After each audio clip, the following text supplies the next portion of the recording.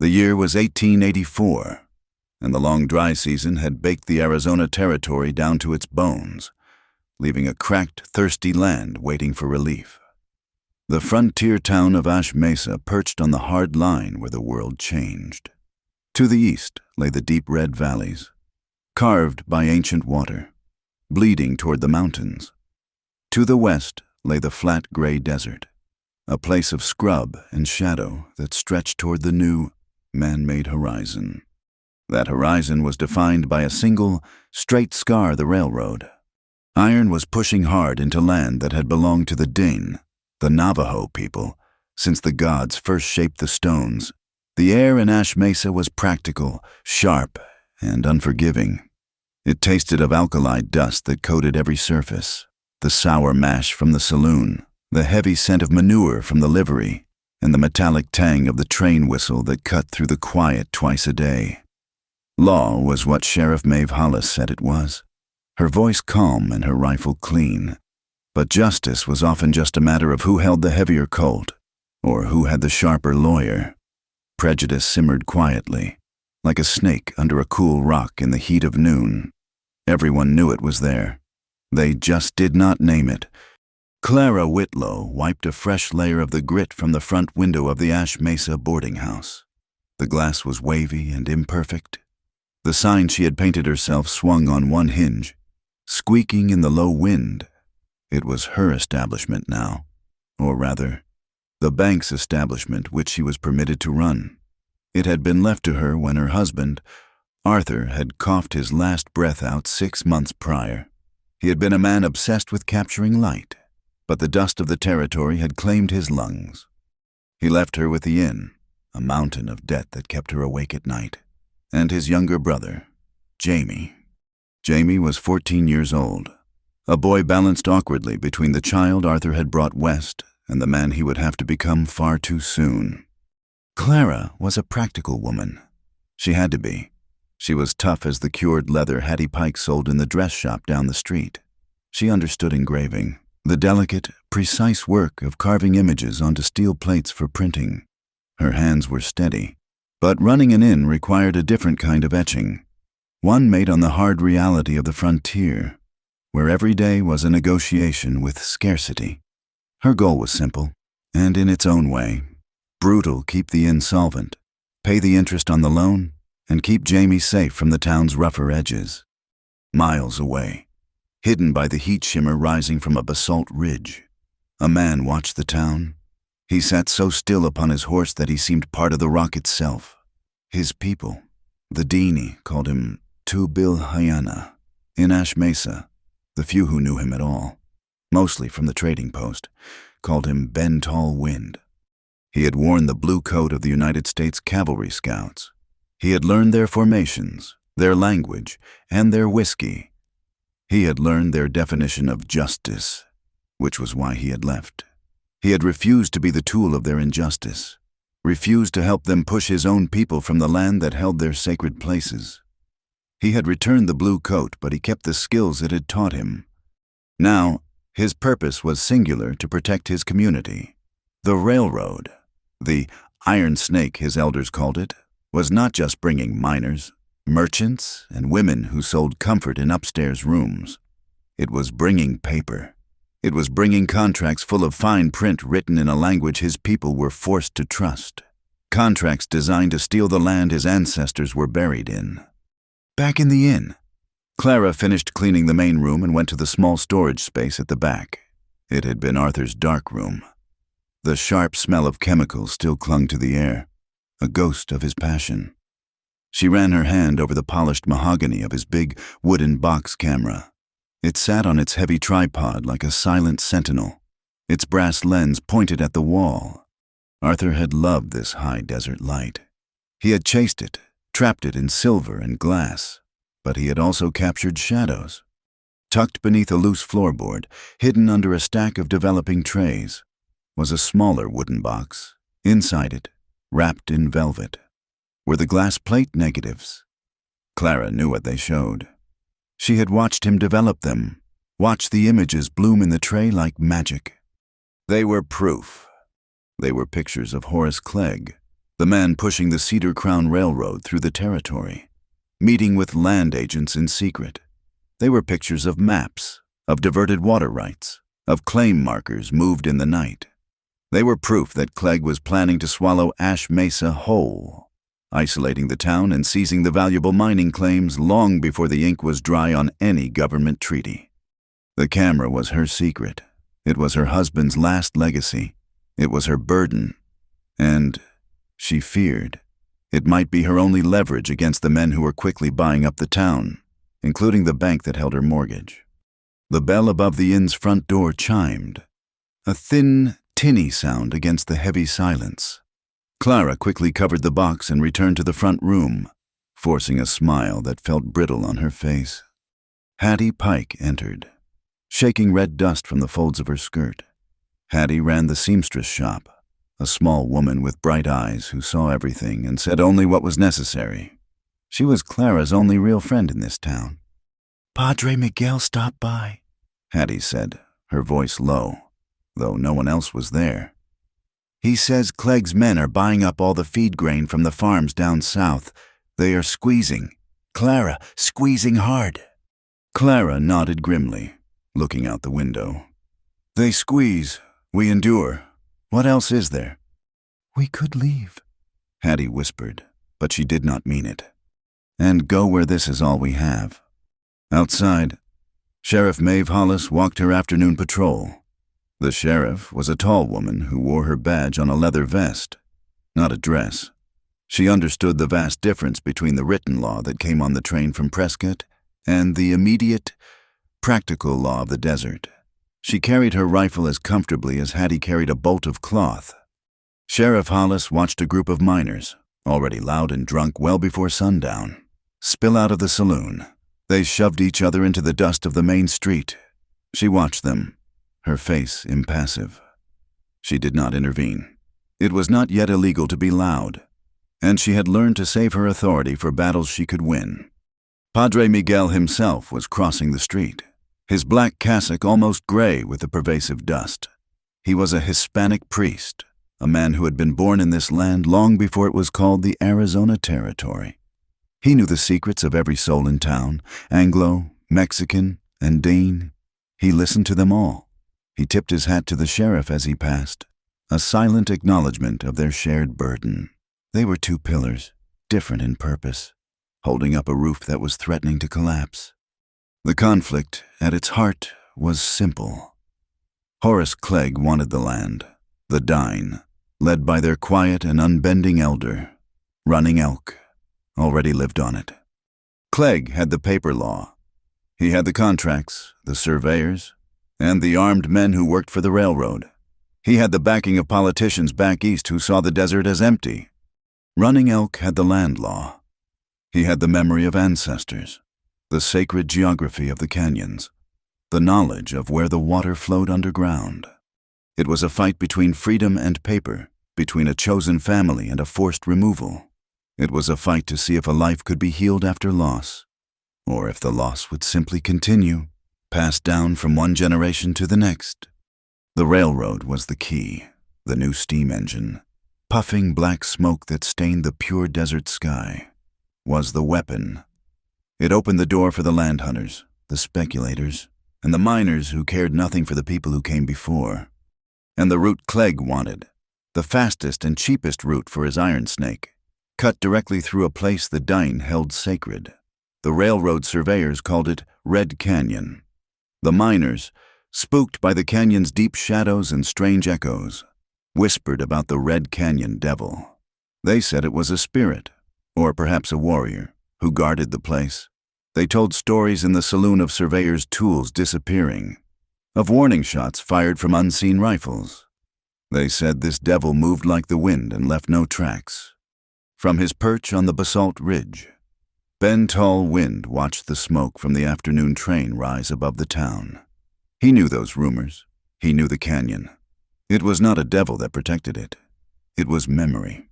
It was the place where his people were buried, the place they returned to for ceremonies of healing. And the iron snake was aiming right for its heart. The air in the boarding house was heavy and still. thick with the silence that comes just before true midnight. Clara Whitlow was checking the ledgers again by the weak yellow light of a single coal oil lamp. The numbers blurred. Debt was not just ink on a page. It was a physical weight, a stone pressing on her chest, making it hard to breathe. Her younger brother-in-law, Jamie, was supposed to be asleep. She had heard his door latch click a full hour ago. A sound?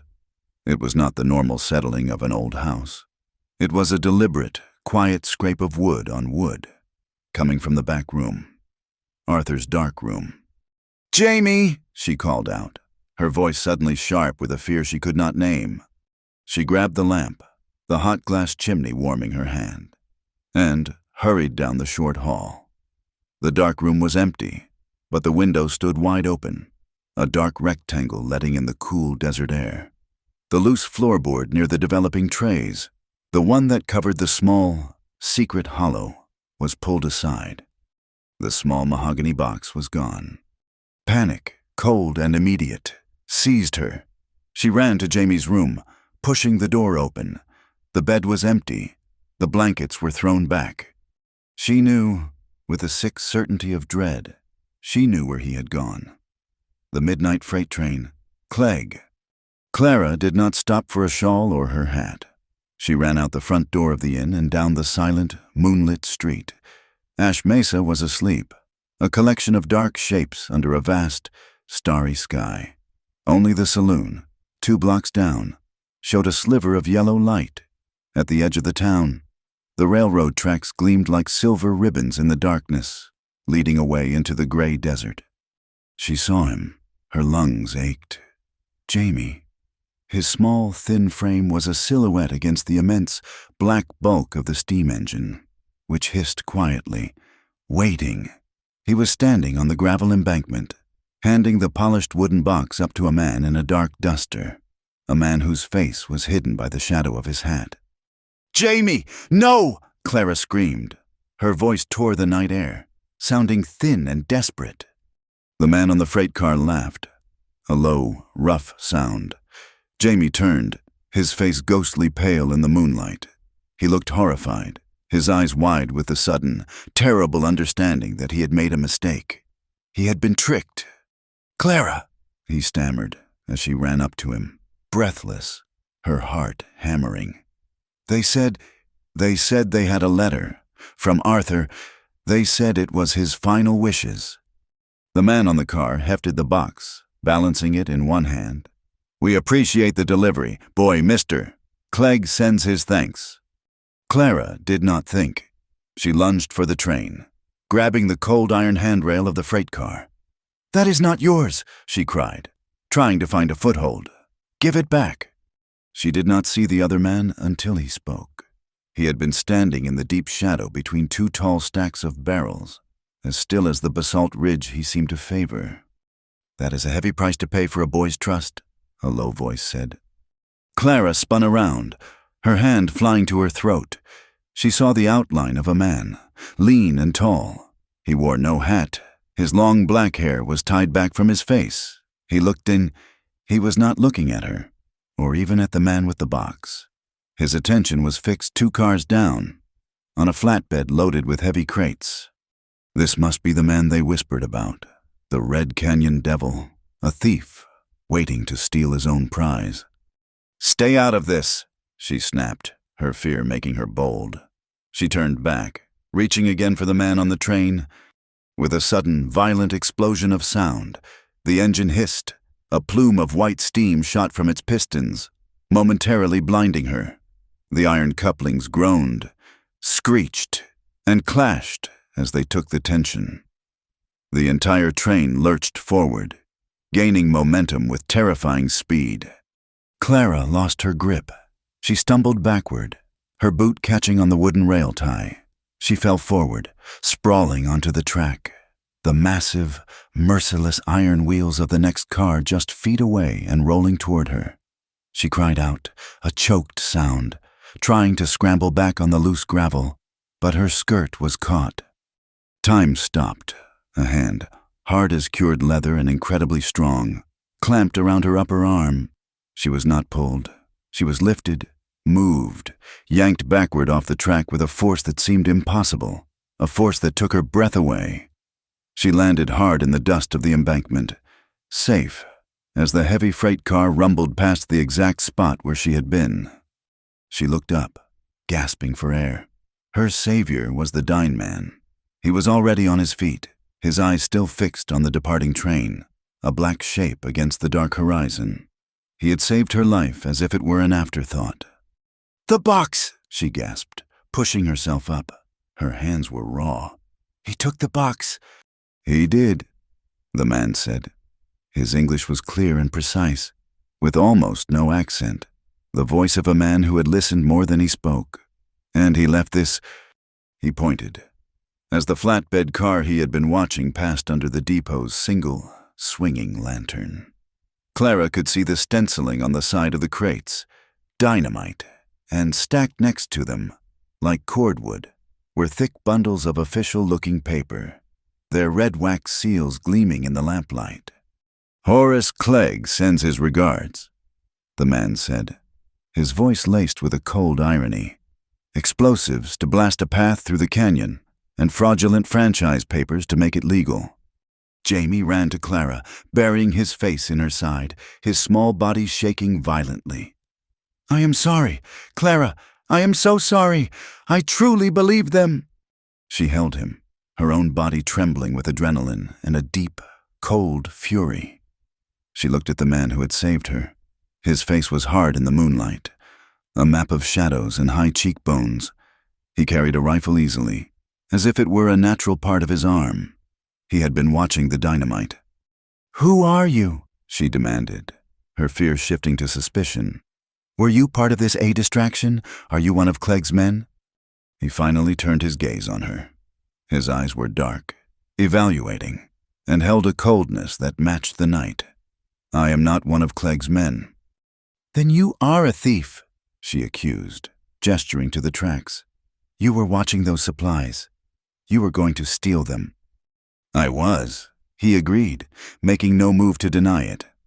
"You are Ben Tall Wind," Jamie whispered, his voice full of awe. He had recognized him. The one they talk about at the trading post, the scout.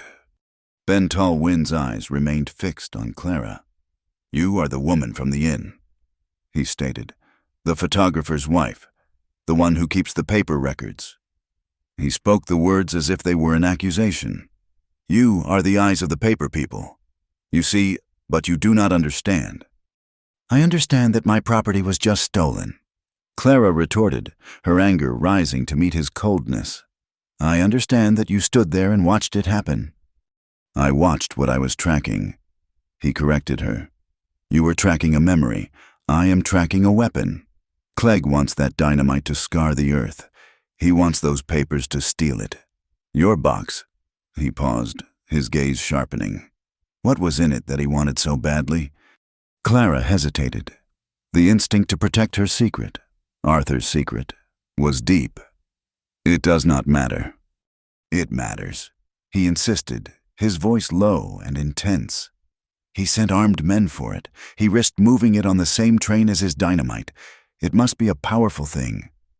"It is pictures," Jamie said, his voice small and muffled against her side. "Arthur's pictures." Ben looked at the boy, and his expression softened for just a fraction of a second. Then he looked back at Clara, the hardness returning. "Pictures of what?" The silence stretched. The distant rumble of the train was fading, and in that quiet, the realization hit both of them at the same time. Her leverage, his land. "My husband," Clara began, her voice shaking, the admission feeling like a terrible betrayal. "He photographed everything. He photographed the canyons, the surveyors, the springs." Ben went utterly still. He looked as if he had been carved from the dark red rock of the valley. "The sacred springs, Klagetoh, the place the railroad is not supposed to go. He mapped them," Clara admitted, the words tasting like ash. "He was meticulous. The glass negatives, they show the coordinates. They showed Clegg's men already there, weeks ago, taking samples." Ben Tall-Wind closed his eyes for a moment. He spoke in his own language, a quick, sharp phrase that sounded like a prayer, or perhaps a curse. He looked back at her, his face grim. "So that is Clegg's insurance," he said, understanding it all. "If the Dine fight the fraudulent papers in court, he will use your husband's pictures. He will use them to prove the land is worthless, or to show that our sacred places are just a trickle of water. He will use them to aim his dynamite." "No," Clara insisted, though a cold sickness was growing in her stomach. "He would use them to prove his route is just—" "They are the heart of the valley," Ben said, his voice flat and dangerous. "And if he has those pictures, he has justification. He will have proof, taken by a white man's magic box, that our claims are false. He will use your truth to build his lie. The paper law will erase the land law. He will be able to evict my people, and the law in Prescott will call it progress." The sound of the train, combined with Clara's earlier scream, had finally stirred the town. Lights were appearing in windows. The saloon door burst open, spilling the drunken miners and freight hands into the street. "What is the commotion?" one of them yelled, squinting into the darkness. Another man, one of Clegg's foremen, whom Clara recognized, pointed from the depot platform. "It is Tall-Wind, the Navajo scout. He was trying to sabotage the train." The accusation hung in the night air. The crowd of white faces turned toward them, their drunkenness instantly souring into suspicion. "An Injun," one of them spat. "He is the one causing all the trouble up at the canyon. The devil." Sheriff Maeve Hollis pushed through the crowd, her rifle held ready at her side. Her braid was neat, her face was granite. "What happened here? Clara," she demanded, her voice cutting through the muttering. Clara looked from the sheriff to Ben. He stood alone, surrounded, but his posture had not changed. He was an island, braced for a tide. "There was a theft, Sheriff," Clara said, choosing her words with extreme care. My husband's old camera box. Men on the train took it. Jamie was tricked." "And he helped them," the foreman shouted, pointing directly at Ben. "I saw him." "He did not," Jamie said, his voice suddenly high and clear. He stepped away from Clara's side. "He saved Clara. She fell on the track. He pulled her off. He saved her life." The sheriff looked at Ben. Her eyes narrowed. She was a practical woman, caught between the law and the reality of her town. "Is that true, Mr. Tall-Wind?" "It is," Ben said. "And what were you doing here at midnight?" "Watching my property," he replied, nodding toward the distant, disappearing lights of the train. "He means the dynamite," the foreman yelled, seizing the opening. "He is admitting it. He is part of that Red Canyon devil nonsense. They are blocking progress." "Aye, blocking jobs," another miner shouted, and the crowd surged forward a step. Sheriff Hollis saw the mood. It was ugly. She knew she could not arrest a dozen angry men. She also knew that the town council, funded heavily by Horace Clegg's railroad interests, wanted the Navajo situation handled. The pressure on her to maintain order, which usually meant siding with the railroad, was immense. "Clara, Jamie, go home," the sheriff ordered, her voice leaving no room for argument. "The rest of you, back to the saloon or back to your beds. The train is gone. There is nothing more to see here." She looked hard at Ben. "And you, I suggest you disappear. My authority only stretches so far at this hour, and this crowd does not like you." The crowd muttered, but began to break up, unwilling to directly cross the sheriff when she held her rifle. The foreman gave Ben a look of pure, undiluted hatred before turning and spitting in the dust. Ben had not moved. He waited until the street was almost clear, until the footsteps faded. He spoke to Clara, his voice low. "The sheriff is right," he said. "They do not like me. And now, they will not like you. You are the woman who spoke for me." "I spoke the truth," Clara said, her chin high, though she was pulling Jamie close. "The truth is a dangerous thing in this town. You are in trouble. Your boy is a witness. Clegg cannot let that stand. He cannot let you stand." He was right. The cold dread returned. Worse this time. "What do we do?" she asked, the words forced out. "You cannot stay at the inn tonight. It is not safe. Your box is on that train, and it is heading for Clegg's main depot at Clagato Canyon. But those pictures are not his only weapon. He has the dynamite and the false papers. My elder, Running Elk, needs to hear what you saw. He needs to know about the glass plates. You want me to go to your camp?" The idea was frightening. A leap into the unknown. "I want you to be safe," Ben said, "and I want to stop that train. I will escort you both. We will meet with Running Elk. Then we will get your pictures back." Clara looked at Jamie's pale face. She looked back at the inn. Her home. It suddenly looked fragile. A paper-thin defense against a man like Clegg. She looked at this strange, cold man, this dying warrior. He was the only person in the world who understood the danger she was in. "All right," she said, her voice quiet but firm. "We will go." As they turned to slip away into the dark alleys behind the main street, a figure watched them from the deep shadow of the livery. He was a thin man with a long, somber face, wearing a worn railroad shooter's coat. His name was Silas Crowther. He had been Clegg's best rifleman for 10 years, clearing buffalo, and sometimes men, from the path of the advancing tracks.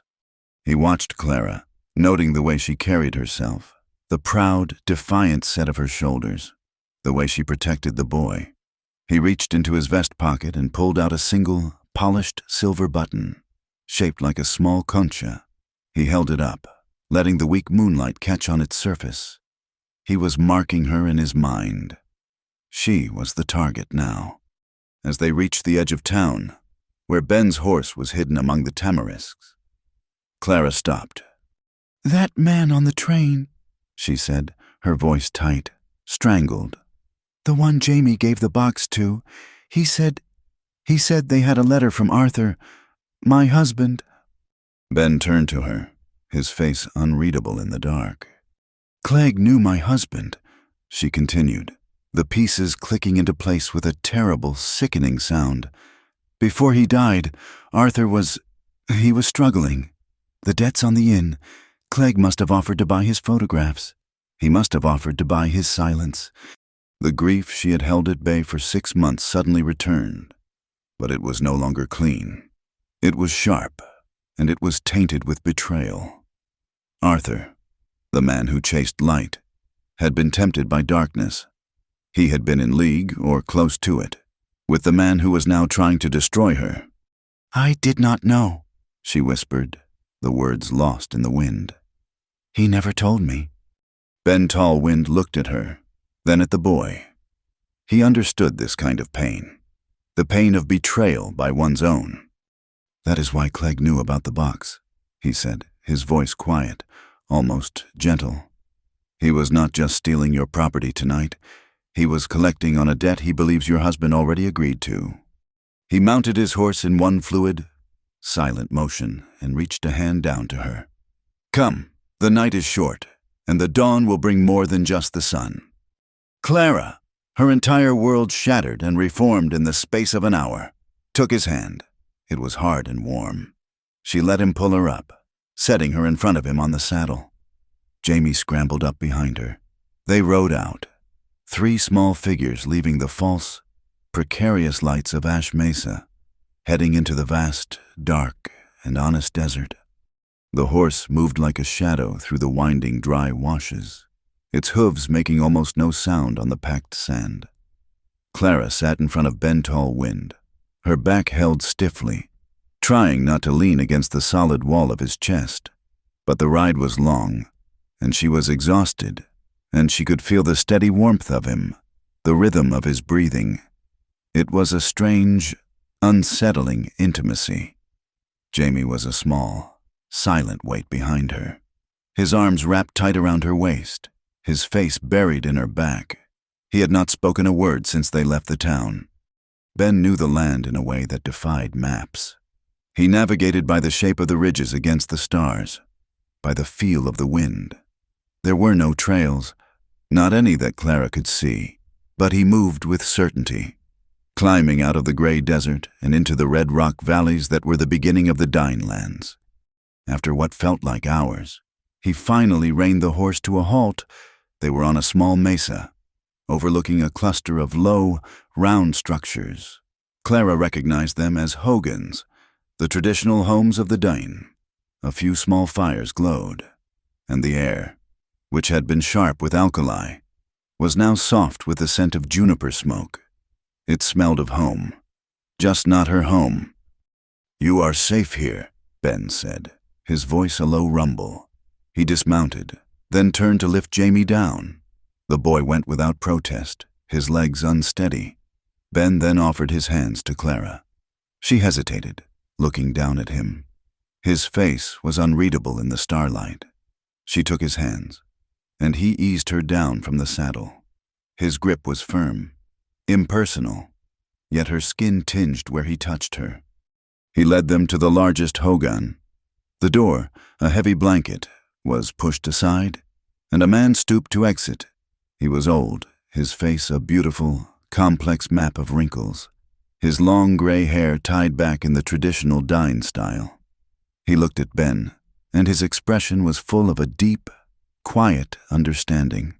Then his eyes moved to Clara and Jamie. They were not unkind eyes, but they were heavy with the weight of history. This was Running Elk. Ben spoke, his voice in his own language, a rhythmic, flowing sound that felt as natural as the wind. Running Elk listened, his gaze never leaving Clara's face. "He says," Ben translated, his voice low, "that you are the first white woman to stand in this place since the soldiers came." "Please," Clara said, her voice hoarse, "tell him I am not a soldier. I am in trouble. The same man who troubles you troubles me." They went inside. The hogan was warm, a single fire in the center. They sat, and Ben laid out the entire story, the train, the dynamite, the false papers, and finally, the stolen box of glass negatives. When he finished, Running Elk was silent for a long time. He reached into a leather pouch and pulled something out, holding it in his open palm. It was a tarnished piece of metal, a United States Cavalry Scout's insignia. "Ben Tallwind was our best scout," Running Elk said, his English as precise and clear as Ben's. "He wore their coat. He learned their ways. He was a bridge between two worlds." Clara looked at Ben. He was staring at the fire, his face hard. "Then the railroad came to the lands north of here," Running Elk continued, his voice soft, but each word landing like a stone. "The Iron Snake, the Blue Coats were ordered to move a village. They said the paper was signed, but the people would not move. It was their winter home." He looked at Ben. "He was ordered to lead the charge, to burn the hogans, to force them onto the sand." Ben's voice was rough. "I had guided them. I had eaten with them. I told the major it was a mistake, that the papers were lies. He told me to follow orders. He did not follow them." Running Elk said. He held the badge out, as if weighing it. "He rode between the soldiers and the hogans. He stood his horse in their path. He said they would have to shoot him first. He said he would not be the hand that drove his own people into the snow." The old man's gaze fell on Clara. He left their world that day. He came home, but he brought their anger with him. He understands paper law. He understands the white man's promises. Clara finally understood the coldness in Ben, the deep, banked anger. It was not just for his people. It was the anger of a man who had tried to build a bridge, only to watch it be set on fire by the very people he had tried to help. "My photographs," Clara said, her voice quiet but steady. "My husband's negatives. They are proof. They show Clegg's men at the sacred springs. They show his route. They are the paper law that can fight his paper law." "This is a valuable thing," Running Elk acknowledged. "Proof.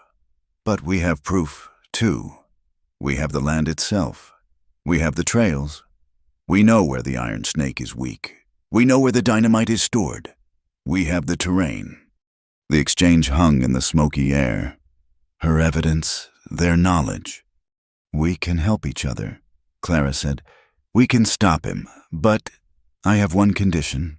I will not be part of a war. I will not see innocent people, any innocent people, hurt. I will not have blood on my hands." Clara felt the weight of her own words. She was a white woman, sitting in a Dinahogan, making a pact that the people in Ash Mesa would call treason.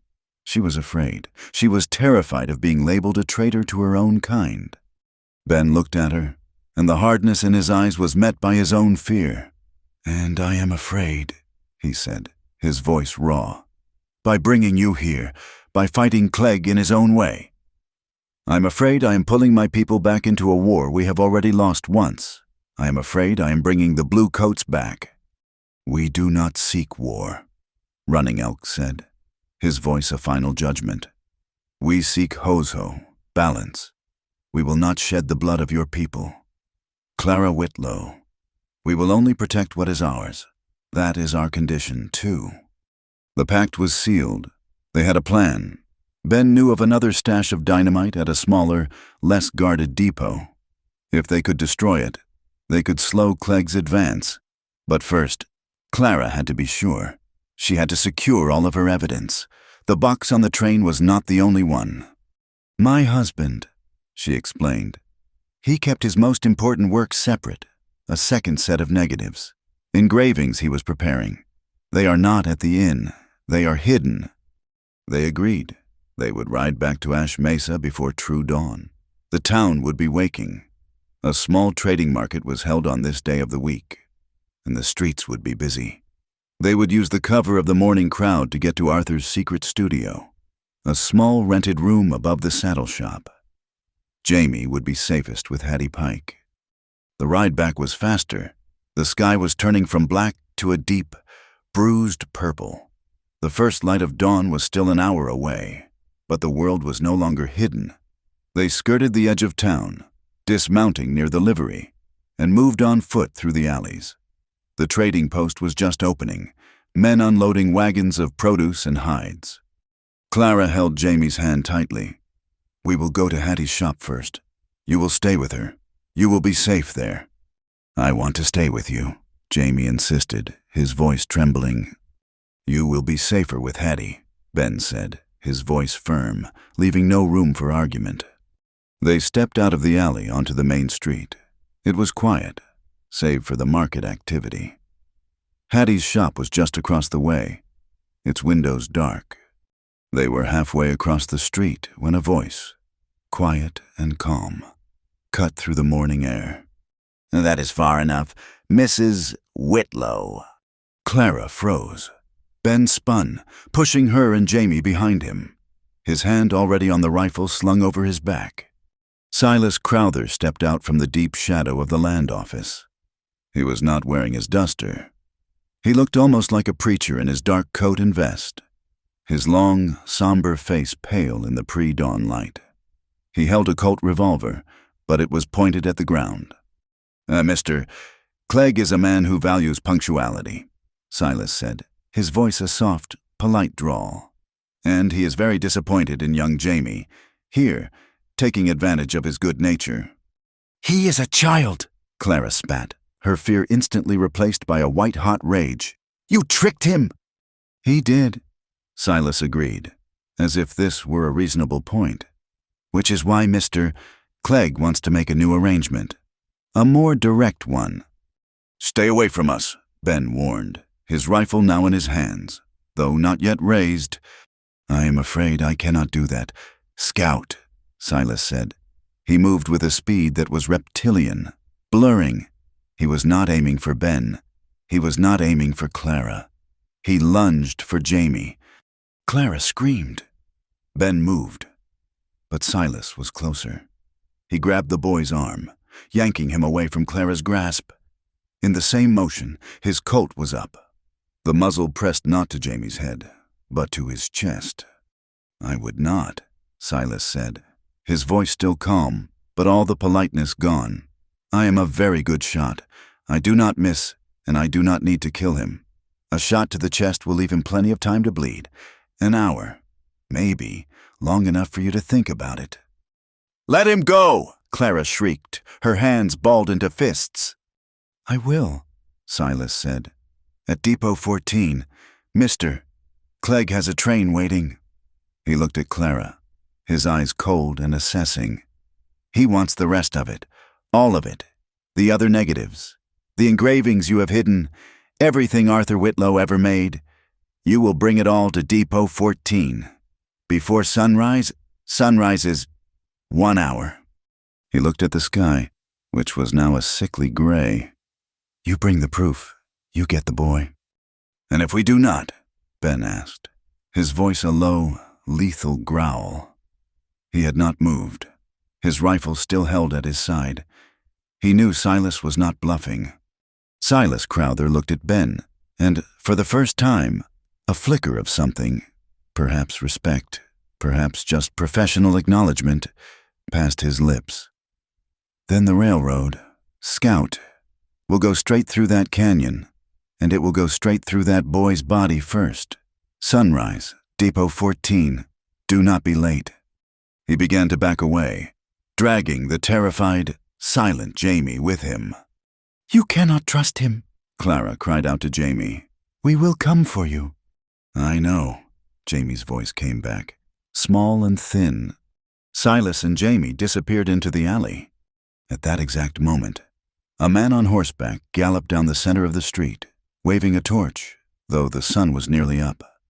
"Sabotage!" the man yelled, his voice cracking with manufactured panic. "The din! Sabotage the train! The devil tried to blow the midnight freight, mister! Clegg calls for a militia. All able-bodied men, gather at the sheriff's office. Protect your homes." Clegg was making his move. He was painting them as terrorists, calling for a posse that would, in reality, be a lynch mob. Clara stumbled, her legs giving out. She fell to her knees in the dust of the main street. He was gone. Jamie was gone. It was her fault. Her secrets. Her photographs. Ben Tallwind was beside her. He did not offer comfort. He offered strength. He pulled her to her feet, his grip on her arm hard. "He is not dead," Ben said, his voice like flint. "This is a trap. Clegg does not just want the photographs. He wants you. He wants me. He wants to be seen as the victim when his posse finds us and administers justice." He said all of it," Clara whispered, her mind racing, latching onto the one piece of hope.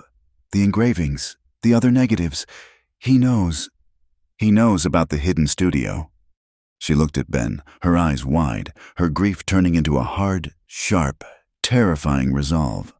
This was her choice, the one that decided everything. "I know where it is," she said, her voice shaking but full of steel. "Arthur's old studio, above the saddle shop." "We will not trade," Ben said. He looked toward the east, where the sun was now a burning red line, bleeding into the purple sky. Sunrise, the clock was ticking. "I will get your brother back," he vowed, his hand moving from her arm to her shoulder. It was a promise, an oath. "We will not give Clegg the weapons he needs to destroy my people, and no innocent blood will be shed, not Jamie's, not ours. This is my word." The sound of the town bell began to ring, a frantic, clanging alarm. Calling the militia, the town was waking up to hunt them. The clock on the church tower struck 5. Clara met Ben's gaze. "Then we must go, now." The sun was not yet born, but the sky was beginning to bruise, a sick gray purple in the east. The deadline, Depot 14. There was no time for discussion.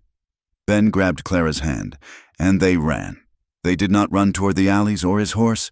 They ran, low and fast, straight down the railroad tracks, keeping to the shadows of the water towers and the loading docks. The town was awake behind them, the sound of the alarm bell ringing, men shouting, boots pounding on the boardwalks.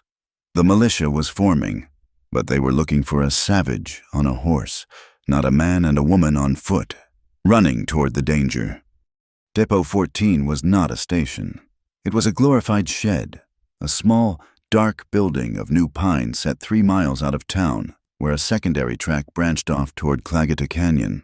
It was isolated, surrounded by nothing but scrub and rock. It was the perfect place for an ambush. They reached it breathless, the first true rays of sunlight just striking the tops of the distant eastern mesas, painting them blood red. The depot was dark, silent. "He is in there," Clara whispered, her voice tight with a terrifying hope. "Stay here," Ben commanded. "Stay in the rocks." "No, he is my brother-in-law." Ben looked at her and saw the same hard resolve he felt in himself. He nodded. "The back." They separated, moving like ghosts. Ben took the front door, his rifle up, ready. Clara slipped around to the rear, a heavy piece of rusted rail in her hand, her only weapon. Ben kicked the door. It swung open with a bang, crashing against the interior wall. The depot was empty. It was utterly, completely empty, save for a single pool of light from the front window that illuminated the dust motes dancing in the air. "Clara!" Ben yelled. She ran in, her eyes wide, scanning the shadows. "He is not here! Oh, God! Ben, he is not here! It was a lie!" "It was," a voice said from the shadows. A rifle cocked. Ben spun, pushing Clara behind him, raising his own weapon. Sheriff Maeve Hollis stepped out from behind a stack of barrels. Her face was granite, her eyes exhausted. She held her rifle, and it was pointed squarely at Ben's chest. "Put it down, Ben," she said, her voice heavy with fatigue. "Both of you, put your weapons down. I knew you would be foolish enough to come." "Where is he?" Clara demanded, stepping out from behind Ben. "Where is Jamie?" "He was never going to be here," the sheriff said. She looked at Clara, and her gaze was tinged with a strange, bitter pity. "This was the trap. For you. Clegg's militia is on its way. They were supposed to find you here, standing over the body of one of his men. Maybe, or just find you. Resisting arrest, they would have shot you both, and I would have had to write the report. Justifiable. I would have written, 'Saboteurs killed while resisting.' You let this happen." Clara was stunned. "You are the law."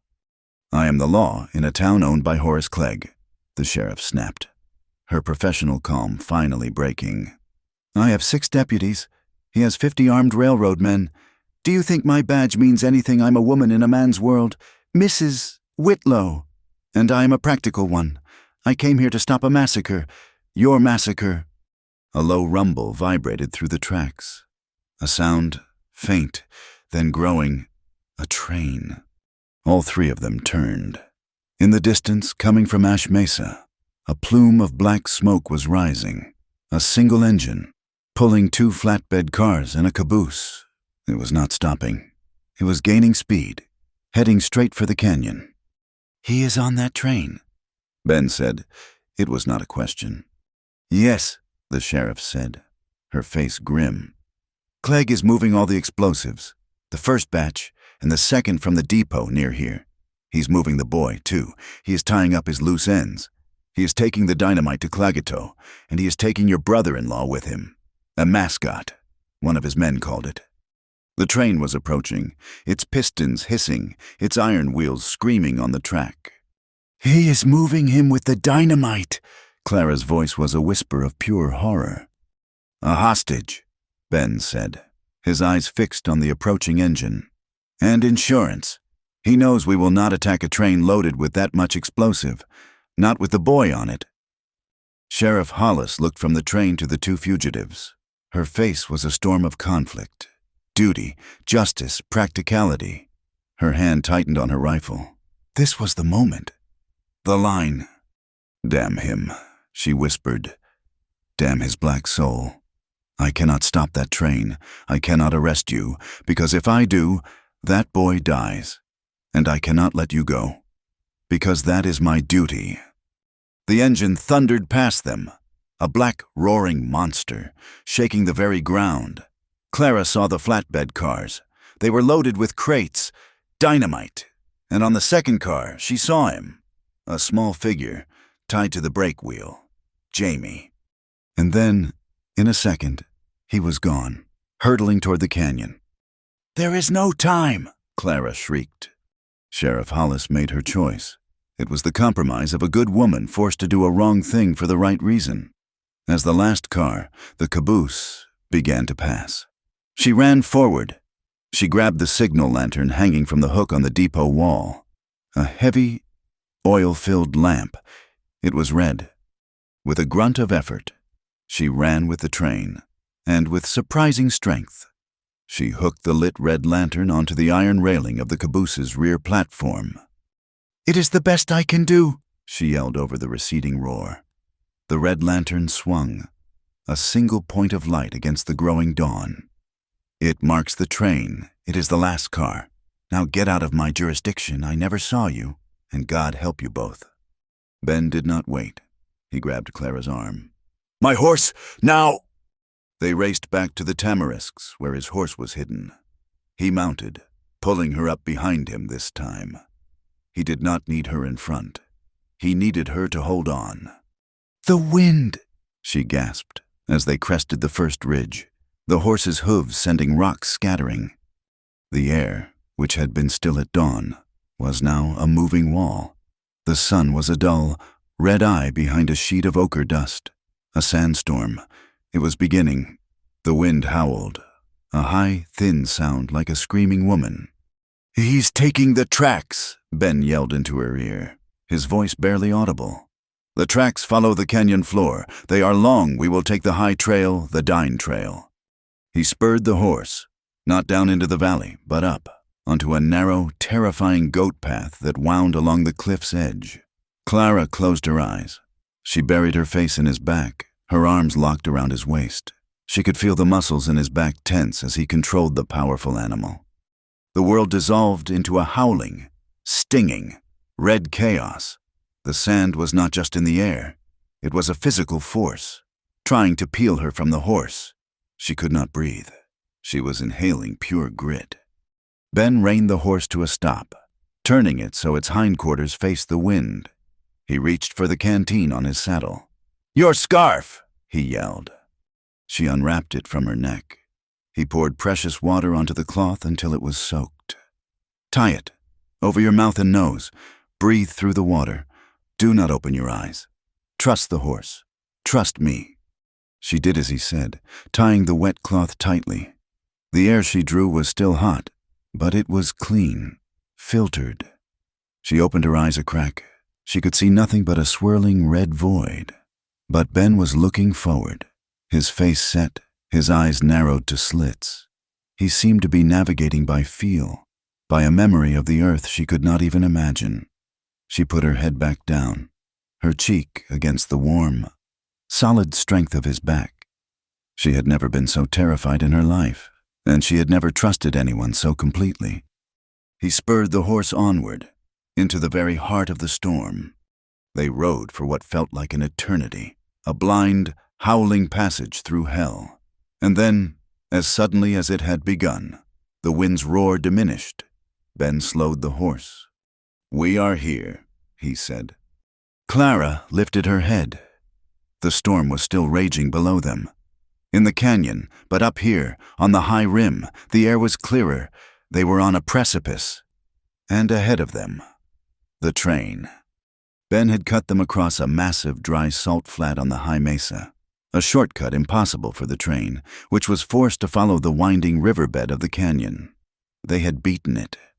Below them, maybe half a mile ahead, the tracks emerged from the storm and crossed a deep, narrow gorge.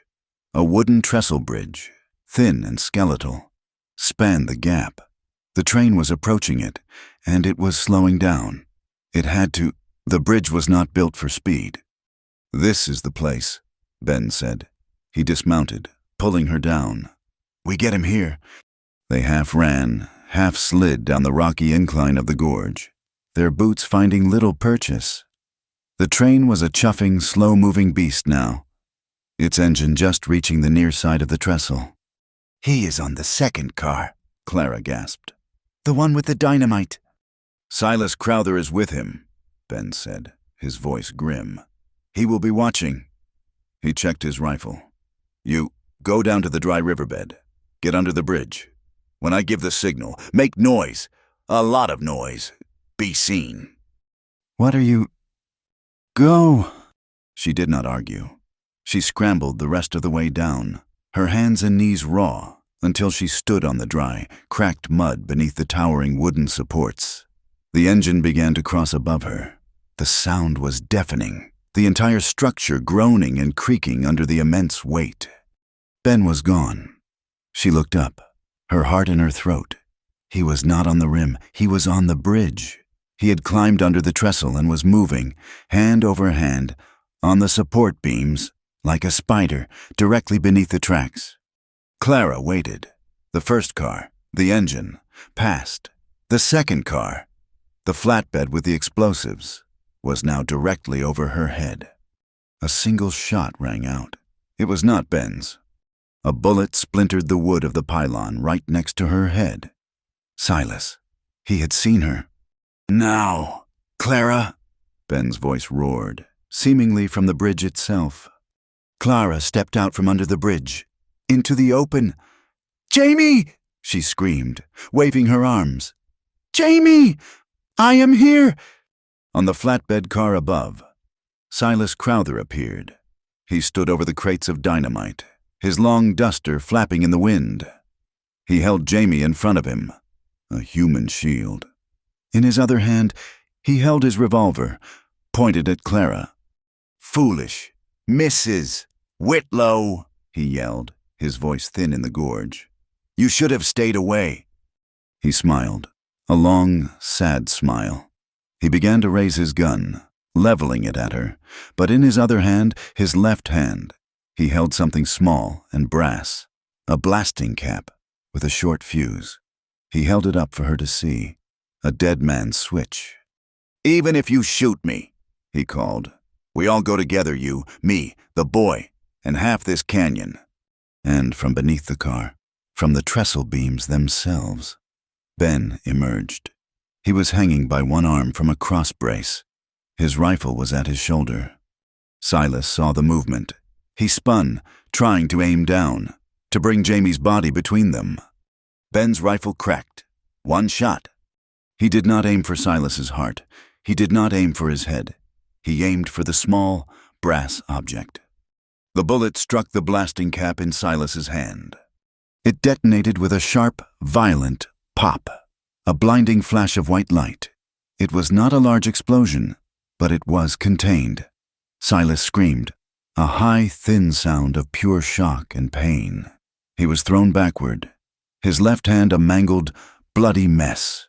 His revolver clattered to the floor of the car. He was disarmed, not dead. Ben's oath held. "Jamie!" Ben roared. He swung his body up onto the car, a single, fluid motion. He cut the boy's ropes with his knife and hauled him over the side. The train was starting to accelerate, clearing the bridge. "Jump!" Ben yelled. He grabbed Jamie and leaped. Pushing off the car, they fell, a 10-foot drop, landing hard in a deep sand drift at the edge of the riverbed. Clara ran to them. Jamie was already scrambling to his feet, crying, but whole, alive. Ben was on one knee, his rifle still in his hand, watching the train. Silas Crowther was on his feet, clutching his ruined hand, his face a mask of white-faced agony. He looked at them as the caboose, with the sheriff's red lantern still swinging, disappeared around the bend. He was defeated. Jamie threw himself into Clara's arms, his body shaking with sobs. He, the boy stammered, unable to speak. Clara held him, her own tears streaming, her body shaking so hard she could barely stand. "It is all right," she whispered, her voice cracking. "It is all right. You are safe." But Jamie was not calming down. He was hysterical, the delayed shock hitting him. He pulled away, his eyes wild. Ben knelt in front of him. He put his rifle down. He put his hands on the boy's shoulders. Jamie flinched. Ben's face was calm, his voice suddenly quiet, all the violence gone. He did not speak English. He spoke in the soft, flowing, rhythmic language of the dying. He spoke for a long time, his voice a low, gentle song. He was not giving orders. He was not explaining. He was comforting. The words were a mystery to Clara, but the tone was universal. It was the sound of a father, of an older brother, of a protector. Jamie's sobs began to quiet. His breathing slowed. He looked at Ben, his tear-filled eyes locked on the warrior's calm face. He finally stopped shaking, and, in a small gesture, he leaned forward and rested his forehead against Ben's shoulder. Clara watched, her heart breaking and mending all at once, the wall inside her, the one that saw this man as other, as the savage the town whispered about. It did not just crack, it disintegrated. It fell away, leaving only the raw, undeniable truth this man had just saved the only family she had left. He was talking, Jamie finally whispered, his voice muffled against Ben's shirt. He looked up, first at Ben, then at Clara. Silas. He was talking to another man before the train left. He said Mr. Clegg was not worried, even if they lost the dynamite. What? Clara asked, kneeling beside them. He said they had map number 3, Jamie said, his voice gaining strength as he remembered. He said it was the important one. He said it had the real Apache County Court seal on it. He said, "It makes the whole thing legal." That is what he said. It makes it all legal. Ben and Clara locked eyes over the boy's head. It was not just the dynamite. It was not just the pictures. It was paper. Always, it came back to the paper. A forged map. A fraudulent, but legal-looking document. The wind howled in the canyon. A low, mournful sound. The immediate danger had passed, but the true threat, the one that could not be solved with a rifle, had just shown its face. A new sound, faint, came from the direction of Ash Mesa. A horse, moving fast. They scrambled for cover. A rider, a young Dine boy, slid his horse to a stop on the rim above. He called down to Ben in their language. Ben listened, his face growing hard again. He replied, and the boy wheeled his horse and vanished. "What is it?" Clara asked. "News from Ash Mesa," Ben said, his voice grim as he helped her and Jamie to their feet. "Hattie Pike, she got a message to my people, through Padre Miguel." He looked at her, and she knew it was bad. "Clegg, he is furious about the trap's failure. He has doubled the bounty on my head, and he has named you." "Me?" "Clara Whitlow," Ben said. "And Ben Tallwind, wanted dead or alive for terrorism against the Cedar Crown Railroad, destruction of company property, and the kidnapping of Jamie Whitlow." "Kidnapping?" she gasped. "But they took him." "The paper law," Ben said, his voice bitter. "The story is set. We're the villains." He paused. "And there is more. A legal notice. It was delivered to your inn this morning." "What notice?" "The bank that holds your mortgage. It has been sold to a holding company from Prescott. They have called in your loan. The full amount. You have 48 hours to pay. After that, the Ash Mesa boarding house will be put up for auction." Clara stopped. She looked at the red, swirling dust in the canyon. Her inn, her home, her last connection to Arthur, to her old life. It was gone. They had taken everything. 48 hours, she said, her voice numb. "We have 2 days, Ben corrected her. His hand rested on Jamie's shoulder. "We have 2 days to find map number 3. The 48-hour deadline was a ticking clock in Clara's mind, a hammer striking with every beat of her heart. Her home, her life. 48 hours. They were back in the high, hidden camp of the Dane. Jamie, exhausted and still in shock, was sleeping by the fire in Running Elk's hogan, wrapped in a heavy wool blanket. He was safe, for now, but they were not. They were fugitives, branded as terrorists. Clara, Ben, and Running Elk sat by the low, smoking fire. Map number 3. Ben said, his voice a low rumble. A paper with the county seal. This is the weapon we cannot fight with guns. Paper, guns, Running Elk said, his ancient eyes on the flames. They are the same. They are tools to take this seal. It is the magic that makes the white man's lies into truth. It must be Harper, Clara said, her mind racing, clicking through the business of Ash Mesa. Horace Clegg's lawyer, Harper. He is the only one with the connections, the only one who handles Clegg's land deals. He is the only man corrupt enough and clever enough to have a counterfeit court seal. If the map exists, it is in his office. Then we must go back, Ben said. They are hunting us, Clara protested. The militia, Clegg's men. The town is on high alert. We would be walking into a noose. We need help, Ben stated, looking at Running Elk. We need an inside eye. We need Hattie Pike. An hour later, the same young dine rider who had brought the news from the canyon was on his way. A small, coded message from Clara to Hattie tucked into his medicine pouch. A message to be delivered through the back door of Padre Miguel's church. The rendezvous was set for just after midnight in the deep shadows of the livery stables. The one place Hattie could go without raising suspicion. This time, Ben insisted Jamie stay. He has seen enough, Ben said, his voice flat. Running Elk will guard him. Clara and Ben moved through the night. A different kind of journey. Not as fugitives, but as infiltrators. They entered Ash Mesa from the south, avoiding the patrolled Main Street. The town was tense. Lights burned in the saloon, and the sheriff's office was a hive of activity. Clegg's militia, drunk on whiskey and self-importance, patrolled in loud, angry groups of three. They found Hattie pressed into the shadow of a hay bale, her small frame shaking so hard Clara could hear her teeth chattering. "Oh, Clara," Hattie whispered, throwing her arms around her. A brief, desperate hug. "They are saying terrible things, that you are a terrorist, that you took the boy. I knew it was lies." "Hattie, we need your help," Clara said, her voice urgent. "Lawyer Harper's office. We think he has a forged map." "He has more than that," Hattie said, her voice trembling but gaining a sharp edge of anger. "That man, Clegg, he forced me to do work.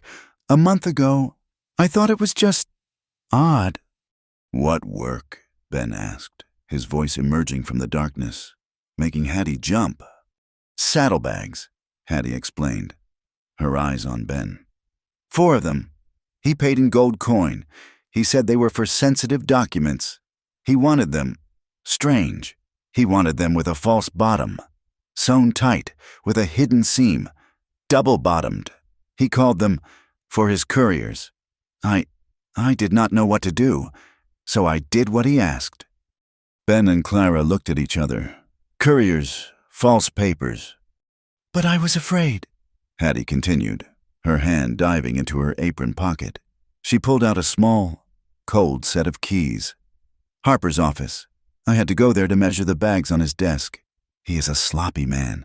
He leaves his keys everywhere. I borrowed them. I made a copy at the smithy. I told him it was for my own shop door. I do not know why I did it. I felt it was wrong." She pressed a single, shiny key into Clara's hand. "This is for the back door of his office, the one in the alley." Clara's breath caught. "Hattie, you are a lifesaver." "There is more," Hattie said, her voice dropping. "Your secret, Arthur's studio, above the saddle shop. Clegg's men were asking about it. They know he had another room. They do not know where, but they are looking. They think he hid his real work there. Harper holds the lease on that building, too." Hattie pulled out a second key. It was older, more worn. "This one is for the service entrance. The stairs are in the back, by the feed store. Please, Clara, be careful. They are animals." "First," Ben said, his voice low and decisive, "we secure your evidence. Then we find his—" They went to the studio first. The back stairs were thick with dust. Hattie's key turned with a well-oiled click. The room was just as Clara remembered it. It smelled of her husband, of chemicals, dust, and a faint, lingering pipe tobacco. It was not a dark room. It was a study, a place of preparation. And in a heavy oak chest under the window, beneath a stack of blank engraving plates, was the second box. It was larger. Inside, wrapped in silk, were the glass plate negatives. Dozens of them. Not just of the Springs, but of Clegg, of Harper, of the surveyors. A meticulous, damning catalog of the entire conspiracy. And with them, the engraved steel plates, ready for printing, proof. "He knew," Clara whispered, her hand tracing the cold steel. "He knew what they were, and he was getting ready to publish." She felt a strange, cold pride wash away the last of her betrayal. He had been tempted, perhaps, but he had chosen the right side in the end. And beside the chest, a smaller, lighter field camera. Portable, ready. "We have what we need," Clara said, her voice hard. She packed the negatives and plates into a leather satchel. "Now for Harper." Harper's office was on the main street, on the second floor. Getting to the back alley was dangerous. The patrols were loud. "My way," Ben said. He pointed up. To the roofs. He climbed the wooden rain barrel, found a handhold on the awning, and disappeared onto the flat. Dark roof line. He was a shadow against the stars. He reappeared at the edge of the roof, above the alley, and uncoiled a thin rope. He tied it, then slid down, landing without a sound at the back door. He was inside before Clara's key had even touched the lock. The office was opulent, a stark contrast to the rest of the town. It smelled of expensive leather, whiskey, and the cloying scent of cheap perfume. They searched quickly, quietly. The main room was full of law books, but a second, smaller room, a private study, was where he kept his secrets. Ben found it, a heavy, iron floor safe, hidden under a gaudy bearskin rug. "It will be locked," Clara whispered. Ben just looked at it. He ran his fingers over the dial. Then he went to the heavy oak desk. He pulled out the drawers, dumping them onto the floor. Paper, bottles, more paper. Then, he smiled. He pulled the entire heavy desk away from the wall. Taped to the back of the desk, in a place a man would have to be very drunk or very stupid to forget, was a small, handwritten piece of paper, a combination. 2 minutes later, the heavy door of the safe swung open. It was all there, a small, elegant printing press, stacks of blank contracts, a drawer full of false signatures, and in a velvet-lined box, heavy and cold, the official, embossed seal of Apache County. "Map number 3, Clara said, her voice trembling with rage. She pulled it from the shelf. It was beautiful, a perfect, legal-looking document, granting the Cedar Crown Railroad a right-of-way directly through the sacred springs, citing a geological survey that Arthur's photos proved was a lie. "We burn it," Clara said, her voice a low, vicious hiss. She grabbed a bottle of whiskey from the desk. "We burn this whole filthy office to the ground." "No." Ben's hand closed over hers. He did not take the bottle. He just stopped her. "This is his way," Ben said, his voice quiet, intense. "He burns. He destroys. He breaks. We do not." "He is taking my home," she cried, her whisper breaking. "He is taking your home. He has to be stopped." "We will stop him," Ben said. "But we will not become him. We are not murderers. We are not arsonists. We fight to protect. We do not kill to dominate. That is not balance. That is not Hozo." His words, spoken in the dark, whiskey-soaked office, had the weight of the mountains. He was right. To burn it would be to stoop to Clegg's level, to answer chaos with chaos. "Then what?" she asked, her anger deflating, leaving only exhaustion. "We take his weapon," Ben said. He picked up the heavy, cold seal. He folded map number 3 and tucked it into his own shirt. "And we take your weapon." He tapped the satchel of negatives. "We fight him with the one thing he cannot buy or burn, The truth. It was a moral choice, made in the heart of the enemy's den. They would not destroy. They would expose. They would use the law, the real law, against the men who twisted it.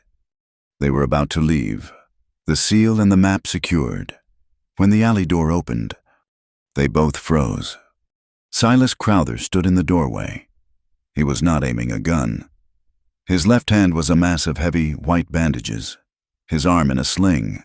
His face was pale, slick with the sweat of a man in deep, constant pain.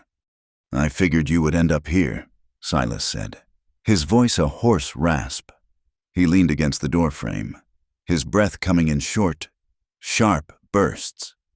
Ben raised his rifle, leveling it at the man's chest. "One move," he warned. "I am done moving." Silas spat. He winced, a wave of pain crossing his face. "He left me. That bastard Clegg. He left me on that train. He told his men at the canyon to leave the cripple. I am an acceptable loss." The professional killer's code had been broken.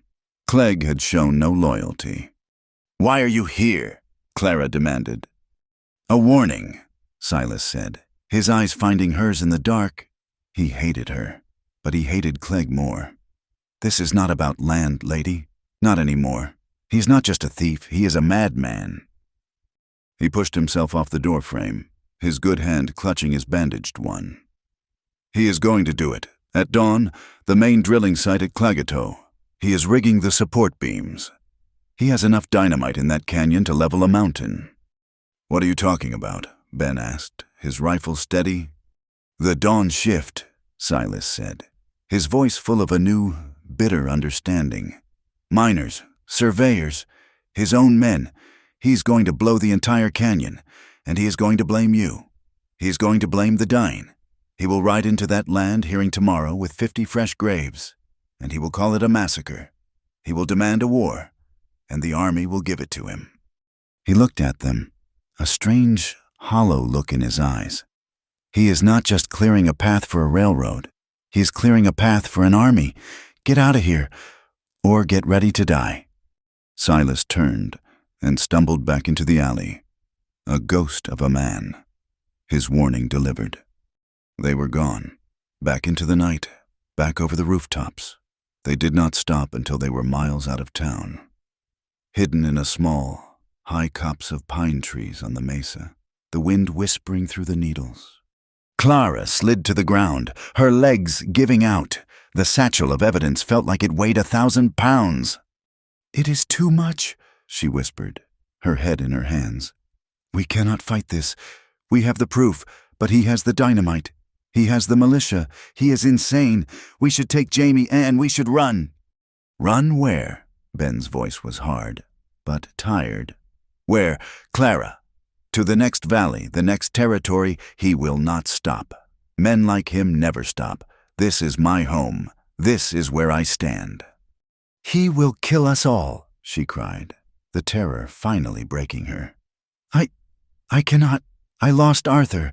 I just got my brother-in-law back. I cannot lose another person I trust." The words hung in the cold, pine-scented air.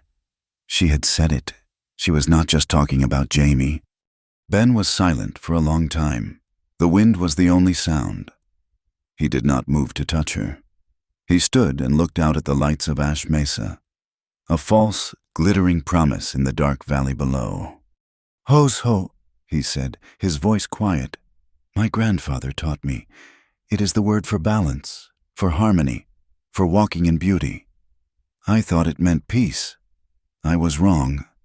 He turned to her, his face a mask of shadows and moonlight. "It is not about peace," he said. "It is about balance. Clegg is a man of chaos. He is out of balance. He breaks, he burns, he takes. He thinks this is strength. It is a sickness. To be in Hozho, we do not have to be peaceful. We just have to be in balance. We do not become him. We do not kill to dominate. We protect to live." He came and knelt in front of her. He did not touch her, but his presence was a tangible thing, a warmth against the cold. "We do not run," he said, his voice a vow. We stand in the path, not to break him, but to stop him from breaking the world. We stand so that others may live. That is balance. Clara looked up, her tears cutting paths in the dust on her cheeks. His eyes were not cold. They were on fire, a deep, steady fire of purpose. Her fear did not vanish. It settled, changing from a panicked, flighty thing into a heavy, hard stone of resolve. "The explosion," she said, her voice hoarse. "At dawn. Silas said at dawn." "The land hearing is tomorrow," Ben said, his mind already working. "He plans to walk into that courthouse with the news of a Dine massacre as his proof. He will demand justice." "Then we have to stop him," Clara said, her voice hard. "We have to stop that explosion, and we have to be at that hearing." She stood up, pulling the heavy satchel onto her shoulder. It was not just evidence. It was her weapon. Ben stood with her. He looked to the east, where the sky was still a deep, star-filled black. Dawn was only hours away. "We will face him in the canyon," Ben said, "and then we will face him in the courthouse." "If we live through the dawn," Clara finished. He finally looked at her, and a small, almost imperceptible smile touched his lips. "If we live through the dawn." It was a promise, made under the stars, on the eve of a battle. They would face the fire together. The storm broke just after midnight. It was not a gentle rain. It was a deluge, a sudden, violent release from the months of dry, agonizing heat. The sky ripped open, and water fell in solid, roaring sheets, turning the dry arroyos into churning, muddy rivers in minutes. The wind howled, a different sound than the dry, sandy wind of the day. This was a wet, heavy gale that lashed the side of the mesa. Inside Running Elk's hogan, the fire in the center pit hissed as a few stray drops found their way down the smoke hole. The air was thick with the scent of wet earth, juniper smoke, and the heavy, breathing presence of people waiting for a battle. Jamie was asleep, a deep, exhausted sleep of a boy who had been pushed too far. He was wrapped in 2 heavy blankets, his face peaceful for the first time in days. Running Elk sat by the fire, his eyes closed, his hands resting on his knees. He was not asleep. He was in that state of deep, quiet listening that seemed to be his natural way. Clara and Ben sat near the door, watching the rain fall in a solid, silver curtain, illuminated by the flashes of lightning that now lit the sky. The thunder was not a distant rumble. It was a physical blow, a crack that shook the very ground they sat on, followed by a roar that vibrated in Clara's chest. "He is bringing his own storm," Clara said, her voice quiet, barely audible over the rain. "He is," Ben replied. He was checking his rifle for the 10th time, his hands moving with automatic, precise motions. "But the land, it fights back." "So do we," she said. She had been quiet since they returned from Harper's office, her mind processing the sheer, insane evil of Clegg's plan. He was going to murder his own men. He was going to start a war, all for a line on a map. "Ben," she said, turning to him. The firelight carved his face into hard planes of shadow and bronze light. "I was wrong.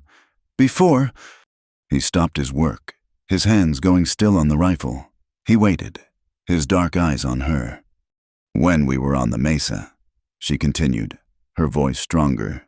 "I told you I was afraid of losing someone else I trusted. It was the truth, but it was not the whole truth." She looked down at her hands, then back to his face. "I am not afraid because you are a protector. I am not some damsel, falling for the man who saved me. I have been saved before." It did not feel like this.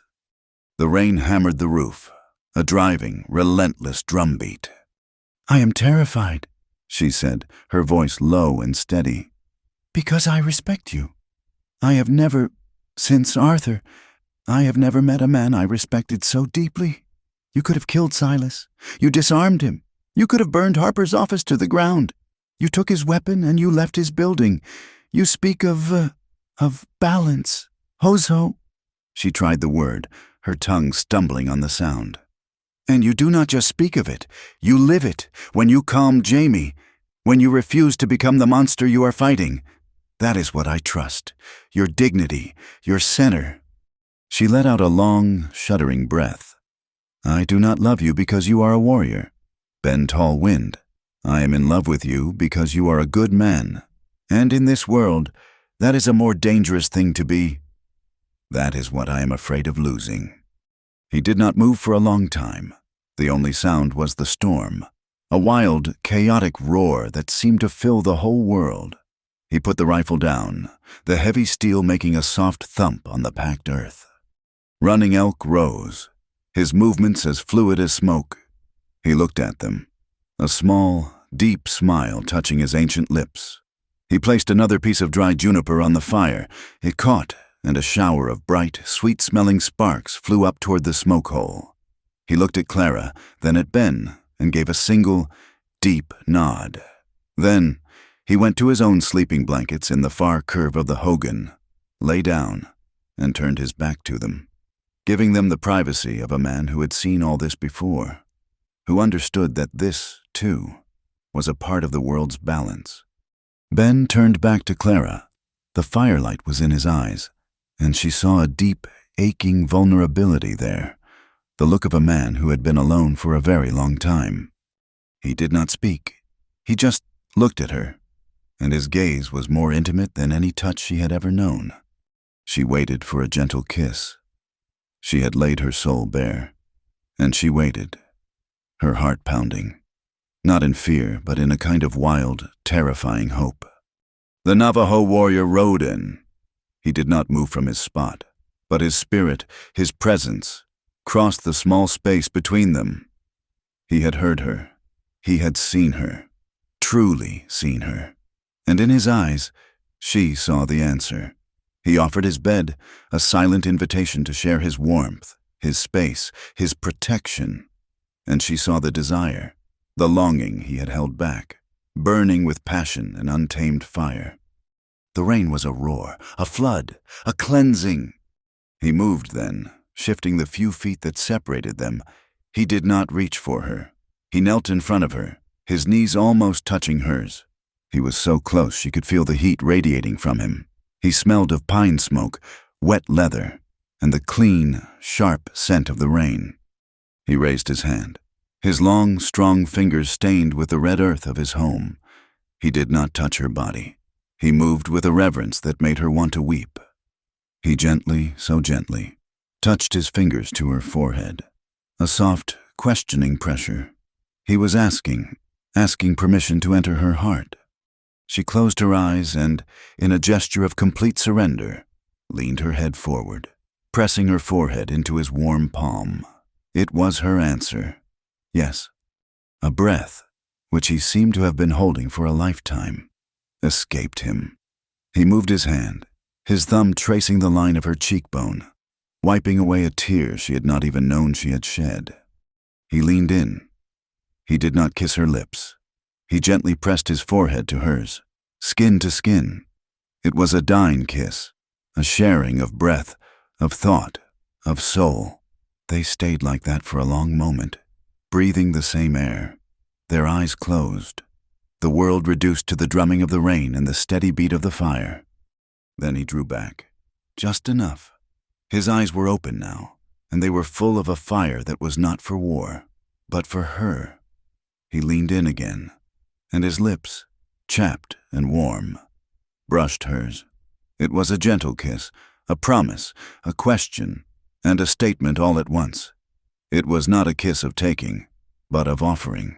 She returned it, a soft, shy, powerful kiss that sealed the vow she had made with her words. The passion was there, a deep, hot, coiling thing in her belly. She saw it in his eyes, in the controlled tension of his hands, which were fisted at his sides as if to stop himself from grabbing her, from claiming her. But the fire, that untamed, burning fire of desire, was held in check by something far stronger, a profound, absolute respect. He reached for the heavy, ancestral blanket that Running Elk had left for him. the one woven by his grandmother, a pattern of lightning and sacred mountains. He unfolded it, and it was large enough for two. He laid it on the sleeping mat, then held his hand out to her. She took it. He did not pull her down. He lay down and drew her with him, tucking her against his side, her head on his shoulder, and pulled the heavy, warm blanket over both of them. She was safe, safer than she had ever been. It was not the safety of a fortress. It was the safety of an equal, of a partner. This closeness, this sharing of breath and warmth was not about possession. It was about fortification. It was two souls huddling together for warmth, sharpening their edges against each other, building a single, shared strength for the battle they knew was coming with the dawn. "Tomorrow," he whispered, his voice a low rumble against her ear. The words, a sacred vow. "We will stand under the sun, together, as one." Clara burrowed deeper, her hand finding his, their fingers lacing together over his heart. "As a family," she whispered back. They did not speak again. They lay together in the warm, safe dark, their breathing slowing to the same rhythm, and for the first time in 6 months. Clara Whitlow fell into a deep, dreamless sleep, wrapped in the arms of the warrior who had shown her the meaning of balance. The rain stopped an hour before dawn. The silence it left was sharp, unnatural. It was replaced by a new, frantic activity. Ben was awake before her, but he had not moved, had not wanted to wake her. When she stirred, he was watching her, his face soft in the gray, pre-dawn light. They rose, the promise of the night settling into the hard reality of the day. "It is time," Running Elk said. He was already by the door, holding his own ancient rifle. A young, fast rider had been sent under the cover of the storm. A message carried to Padre Miguel, who had, in turn, slipped through the night to the small house behind the jail. The plan was desperate. It was a 3-pronged attack, resting on the courage of 4 very different people. "Running Elk's men," Ben explained, his voice all business now, the warrior back in command. "The best, fastest riders. We will go to Clagato. We will enter the canyon from the high rim. We will not engage. We will not fight. We will create a diversion. We will get the miners. The dawn shift, away from the blast site." "How?" Clara asked, pulling her boots on, her hands steady. "A rock slide," Ben said. "A small, controlled one, at the canyon mouth. We will block the entrance. The iron snake has only one way in. We will cut the head off the snake, and we will cut the fuses." "That leaves the town?" Clara said. "Padre Miguel." Ben nodded. "He has the seal. He has the map. He has your satchel of negatives. He and Hattie Pike will go to the courthouse. They will be there when the land hearing is called. They will present the truth." "And the sheriff?" "She is the third blade," Ben said, a grim smile touching his lips. "She is waiting for Clegg. She will let his militia assemble. She will let him rant. She will let him build his own noose. She will be the law, and she will be there when he falls." It was a plan built on trust, on timing, on a hope that the truth, for once, was heavier than a bullet. As they stepped out of the hogan, the air was cold, scoured clean by the rain. The eastern sky was a pale, sickly yellow, in the high, broken clouds left by the storm. The first rays of the sun were catching, and lightning, silent and high, flashed within the clouds, illuminating them from behind. Running Elk pointed. "Ye Itzoli," he said. His voice was full of awe. "What?" Clara asked.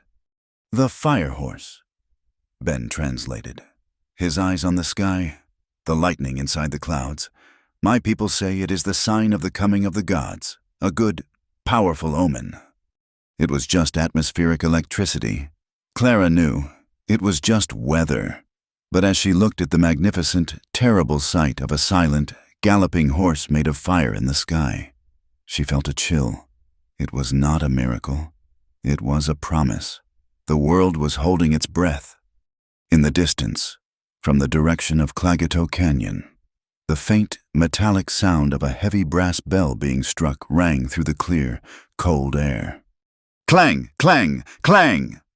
The dawn shift, the miners, Clegg's men were being called to their posts. Ben looked at her. He saw her fear, and he met it with his own resolve. "It begins," he said. He turned to his men. Clara watched them, dark figures silhouetted against the impossible, burning sky. They were stepping into the kill zone, to save the very men who had been hired to destroy them. This, she thought, this was Hoso. The canyon was a different world.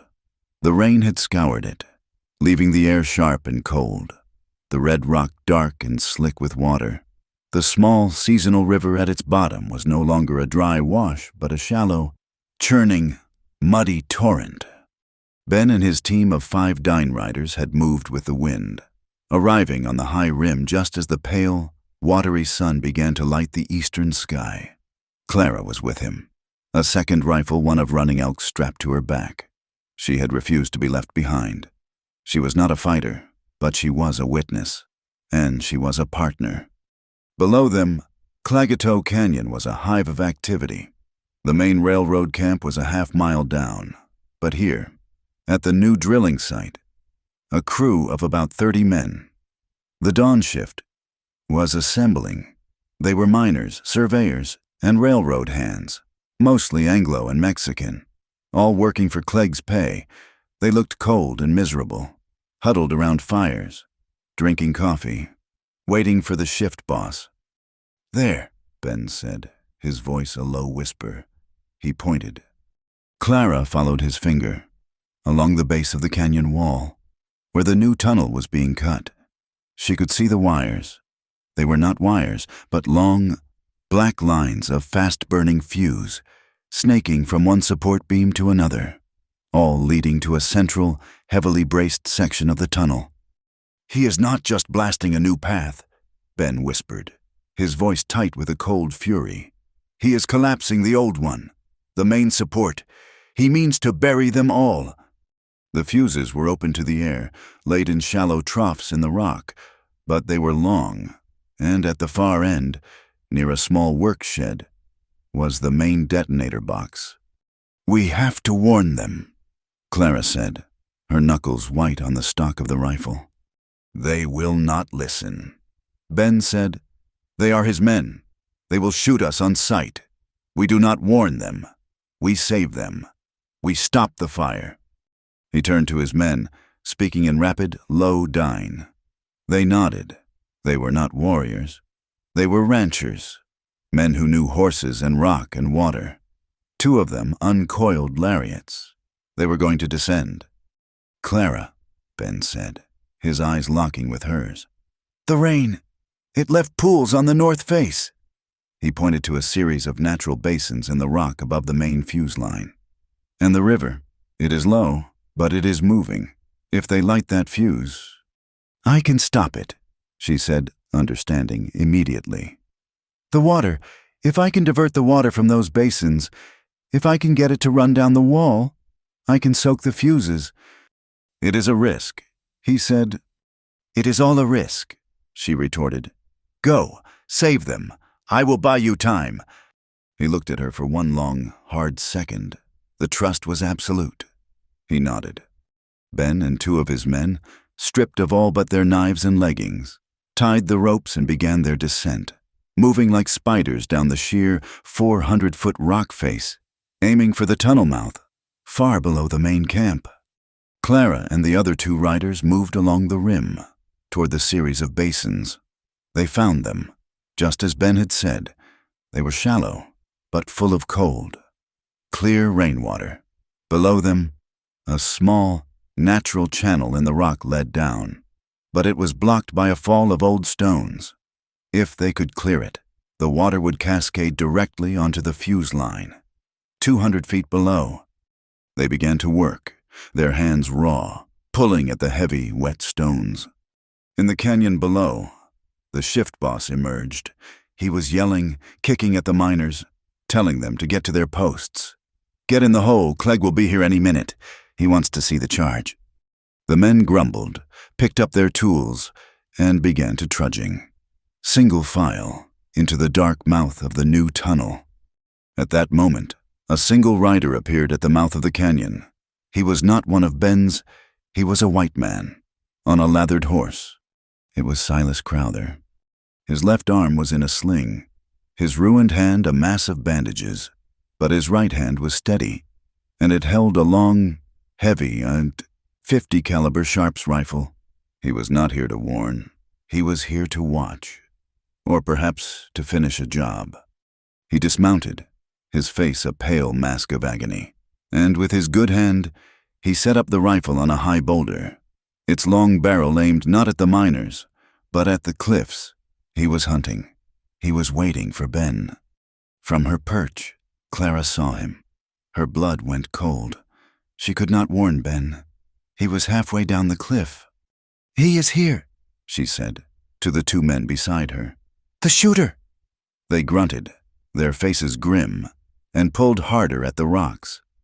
Down at the tunnel mouth, Ben and his men landed on a narrow ledge, silent as shadows. They were inside the blast zone. The miners, 30 of them, were now deep in the tunnel, their lanterns disappearing around the first bend. The fuses, Ben saw them. 4 main lines. He and his men, working with the knowledge of old Mexican mining tricks, did not try to cut them. A cut fuse can still be lit. They began to unbraid them, pulling the black powder core from its casing, spilling it, rendering the entire line inert. They worked with frantic, desperate speed. "One is done," Ben hissed, moving to the second. At the main camp, a second group of men appeared. Horace Clegg. He was on his horse, surrounded by a dozen of his own militia, the men from town, drunk and ready for blood. "Is the shift inside?" Clegg yelled to his foreman. "Yes, sir," the foreman called back. "All 34 men are at the new face." "Good," Clegg said, a dark smile on his lips. "Get the signal ready. When that charge goes, I want the posse to see it. They will think the whole Navajo nation is attacking." He dismounted and walked toward the detonator shed. From his perch, Silas Crowther saw the movement on the cliff face. He had been waiting. He saw the flicker of Ben, a dark shape moving from one fuse to another. He smiled, a terrible, painful grimace. He settled his good shoulder behind the heavy rifle stock, took a long, slow breath, and aimed. On the rim, Clara and the Dine men gave one final, desperate heave.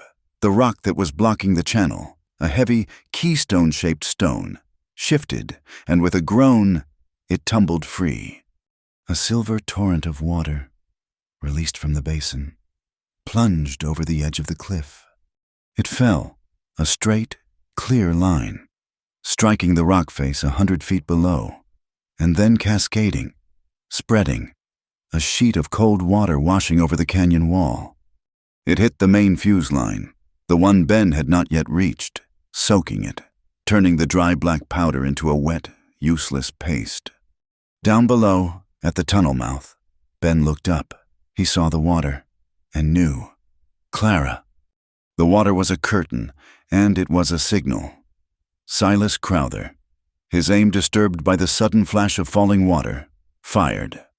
The heavy, .50 caliber slug screamed past Ben's head, close enough for him to feel the heat, and shattered the rock where he had been standing a second before.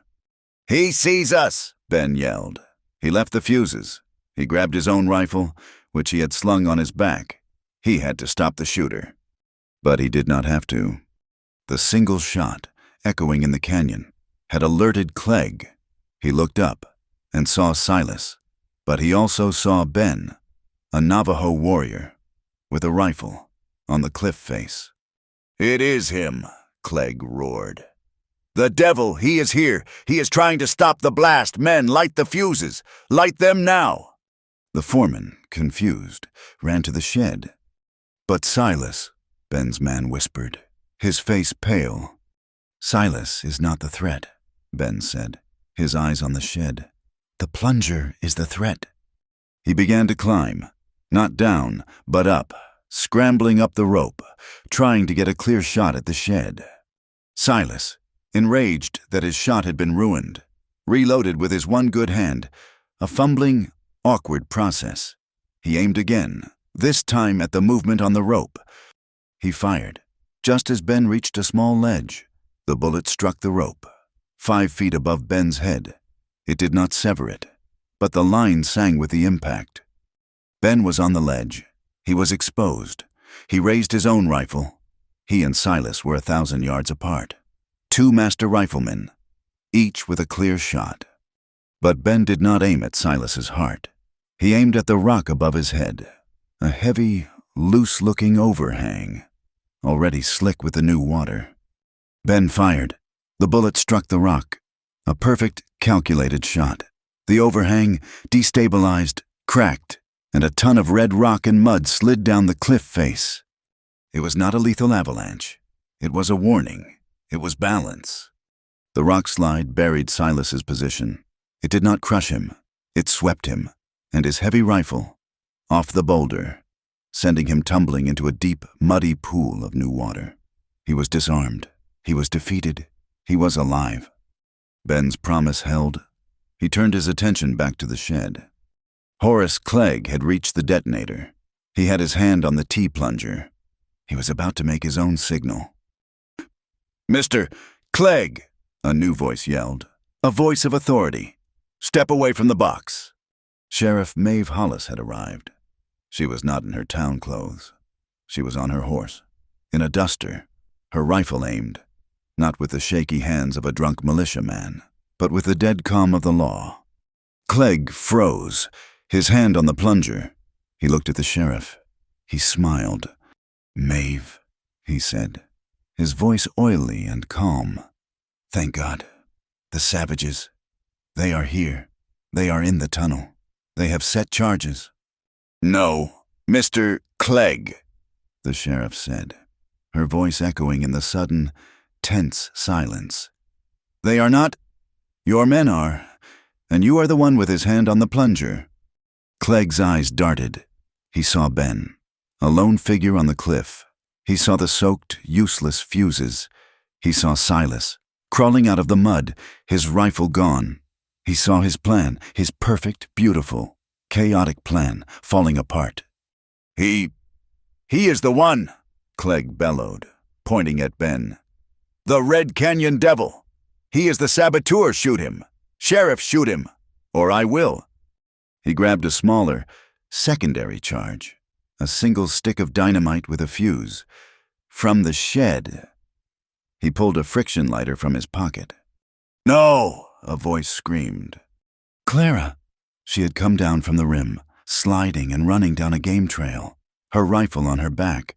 She ran into the clearing, between Clegg and the sheriff. "Clara, get back!" Hollis yelled. But it was too late. Clegg saw his opening. He was not a fighter. He was an animal. He grabbed Clara, yanking her back against his chest, his arm locking around her throat. He dropped the lighter, but he held the single stick of dynamite. He pulled the cap from the fuse with his teeth.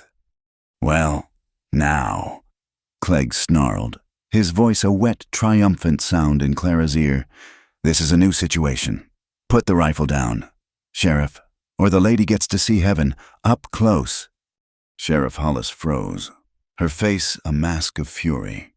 On the cliff, Ben watched, his heart stopping. He could not make the shot. Clara was in the way. Slowly, his hands high, Ben emerged from the rocks. He had slid the rest of the way down the cliff.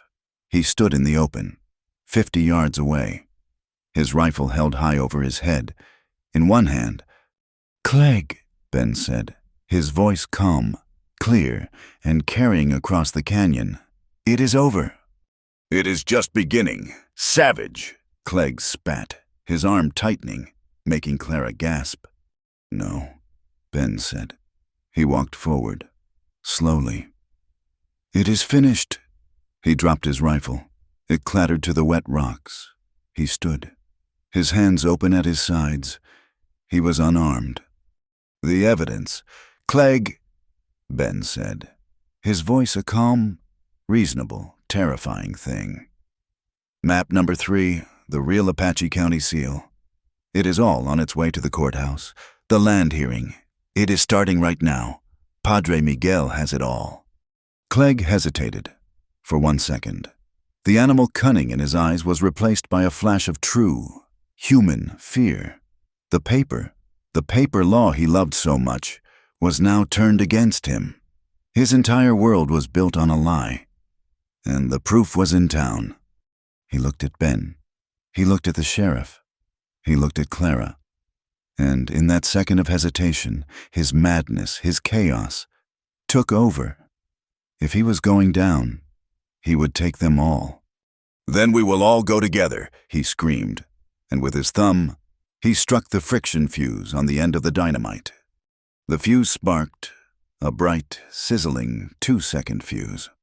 Time stopped. Sheriff Hollis screamed, "No!" Ben lunged forward. But Clara was faster. She did not try to pull away. She bit down, with all the strength in her jaw. She bit the fleshy part of Clegg's arm, the arm that was holding her. He howled, a high, thin shriek of pure pain, his grip instinctively loosening. It was all Ben needed. He was not aiming for Clegg. He was aiming for the charge. He hit the dynamite with his open hand, a swatting, desperate blow that knocked the sizzling stick from Clegg's grasp. The dynamite flew, end over end, into the air. It landed 10 yards away, at the mouth of a secondary tunnel, a small, auxiliary bore used for ventilation. It exploded. The sound was not the ground-shaking roar they had expected. It was a sharp, contained crump, a violent, upward blast. It was enough.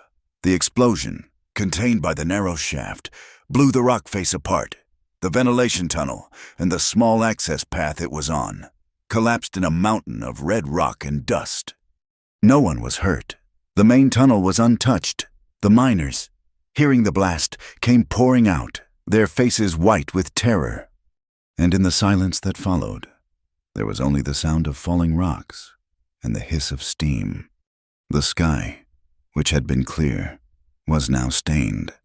A single, thick plume of gray-white smoke was rising from the collapsed tunnel, rising straight up. A signal. Clegg's signal. What was that?" one of the miners stammered, looking at the smoke. "That," Sheriff Hollis said, her voice like ice, as she dismounted, her rifle still level, "was the signal. Hoofbeats, a lot of them, fast. The militia, the posse from town, came thundering into the canyon, a dozen men, their rifles out, their faces flushed with whiskey and excitement, ready to save the camp from the Navajo massacre. They skidded to a halt. There was no massacre. There were just the miners, confused and safe. There was the Red Canyon Devil, standing unarmed, his hands open. There was Clara Whitlow, spitting blood Clegg's from her mouth. And there was Horace Clegg, the town's savior, standing alone, his face black with soot, a smoking, pulled fuse cap still in his hand, his arm bleeding. The lie, the entire massive, hateful lie, just evaporated. The posse stared, their rifles sagging, as they looked from the smoke to the man who had so clearly caused it. Sheriff Maeve Hollis walked forward, the gravel crunching under her boots. She did not raise her voice. "Horace Clegg," she said, "you are under arrest for reckless endangerment, illegal use of explosives, and the kidnapping of James Whitlow." She pulled the manacles from her belt. Clegg, his face a mask of disbelief, just stared at her. You cannot," he stammered. "I can," she said, and she did. The sound of the cuffs clicking shut was the loudest sound in the canyon. Clara did not watch. She was shaking, her legs finally giving out. She stumbled. But Ben was there. He caught her. He did not say anything. He just pulled her in, his strong arms wrapping around her, holding her up as her body was racked with the sobs of terror and relief. He held her tight against his chest, his hand on the back of her head, his face buried in her hair. The sun was finally breaking through the high, wet clouds. A single, clear, golden shaft of light cut through the smoke and the dust, and it illuminated them, two small figures, standing in the ruins of a madman's plan. He had promised her, in the dark, in the rain, that they would stand under the sun. And they were. The ride back from Clagato Canyon was not a pursuit. It was a procession. Sheriff Maeve Hollis led the way, her face like carved stone, her rifle resting across her saddle. Behind her, Horace Clegg rode, his hands bound in front of him, his wrists already raw from the manacles. His expensive suit was torn, his face black with soot, his arm wrapped in a crude, bloody bandage where Clara had bitten him. He was a broken king. His madness settled into a sullen, simmering silence. Ben and Clara rode side by side, just behind him. They were surrounded, not as prisoners, but as escorts, by the very militia that had ridden out to lynch them. The dozen men from town were quiet, their faces a mixture of confusion, shame, and a grudging, newfound respect. They had seen the truth with their own eyes. They had seen the man who paid their wages with his hand on a lit fuse, and the woman he was trying to kill. They had seen the savage drop his own weapon and walk forward, unarmed, to save her. The narrative Clegg had so carefully built, the lie of the Dine massacre, had crumbled to dust, just like the ventilation tunnel. They arrived in Ash Mesa just as the courthouse bell, the same one that had called the militia, began to toll, this time with a slow, methodical clang. It was 9 o'clock in the morning. The land hearing was beginning. The main street was packed. Word had spread. Carried by the fastest riders from the posse and the entire town, Anglo, Hispanic, and even a few Dine who had come in from the trading post, stood in a silent, tense crowd. They parted like a river as the sheriff led her prisoner toward the courthouse. When Ben Tall Wind, the Red Canyon Devil, rode through the center of town, not in chains, but as a free man beside the sheriff, a collective gasp rippled through the crowd.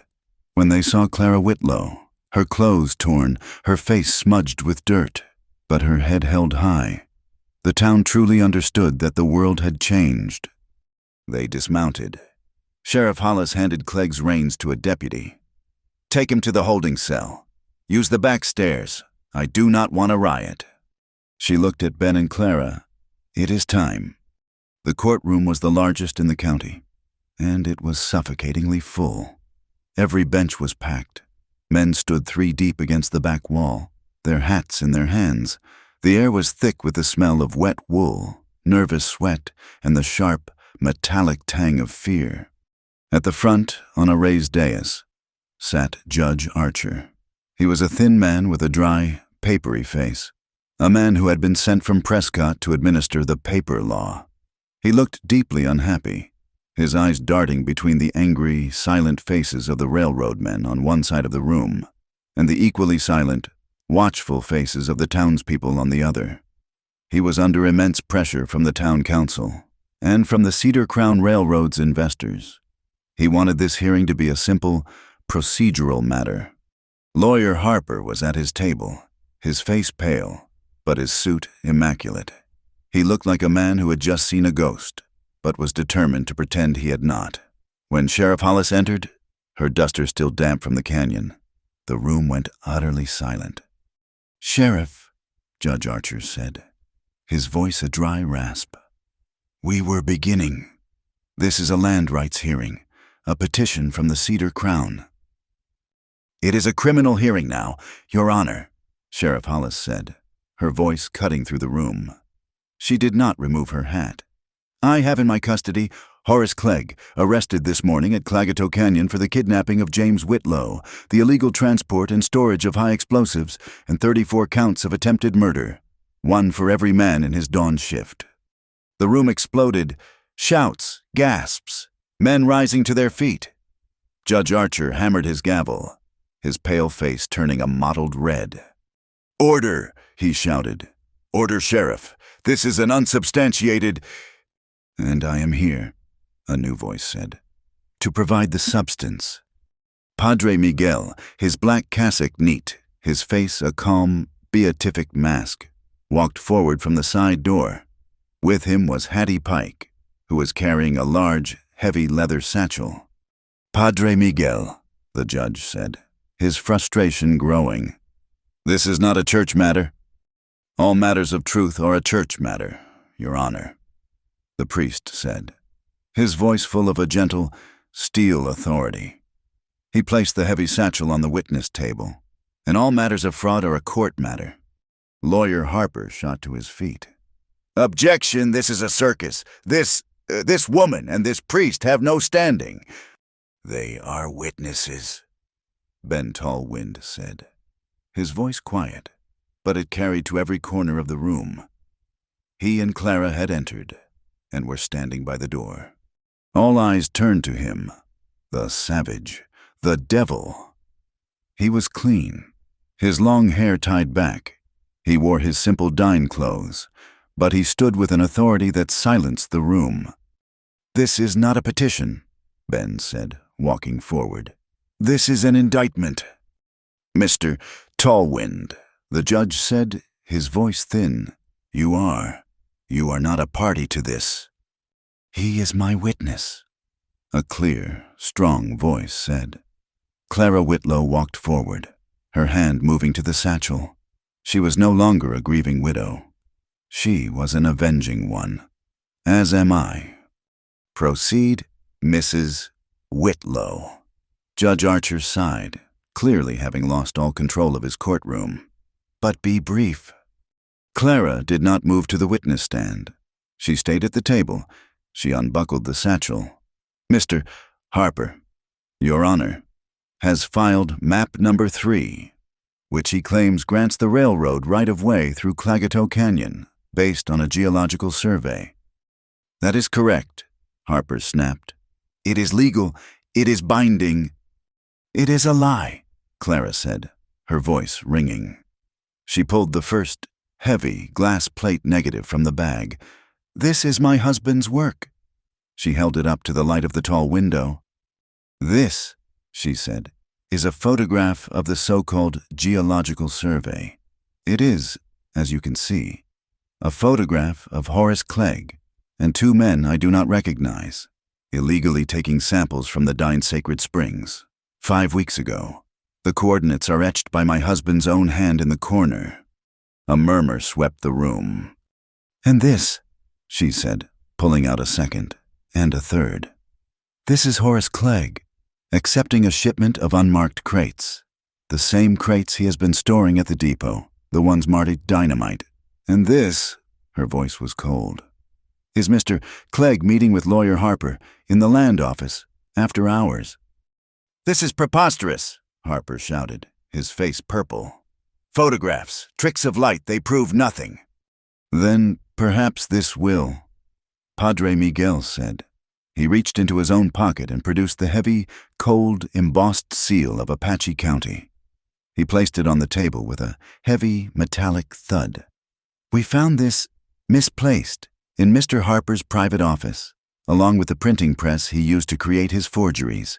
Map number 3 is not just a lie, Your Honor. It is a crime." Harper's jaw dropped.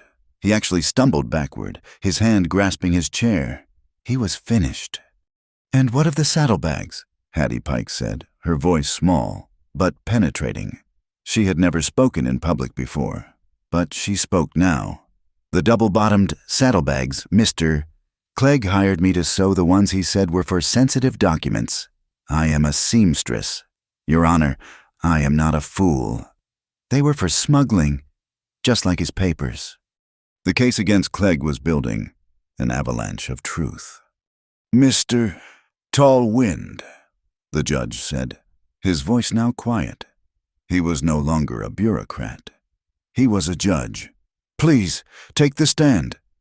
Ben he did not swear on the Bible. He simply raised his hand. "I will speak the truth." "Tell us what you know," the judge said.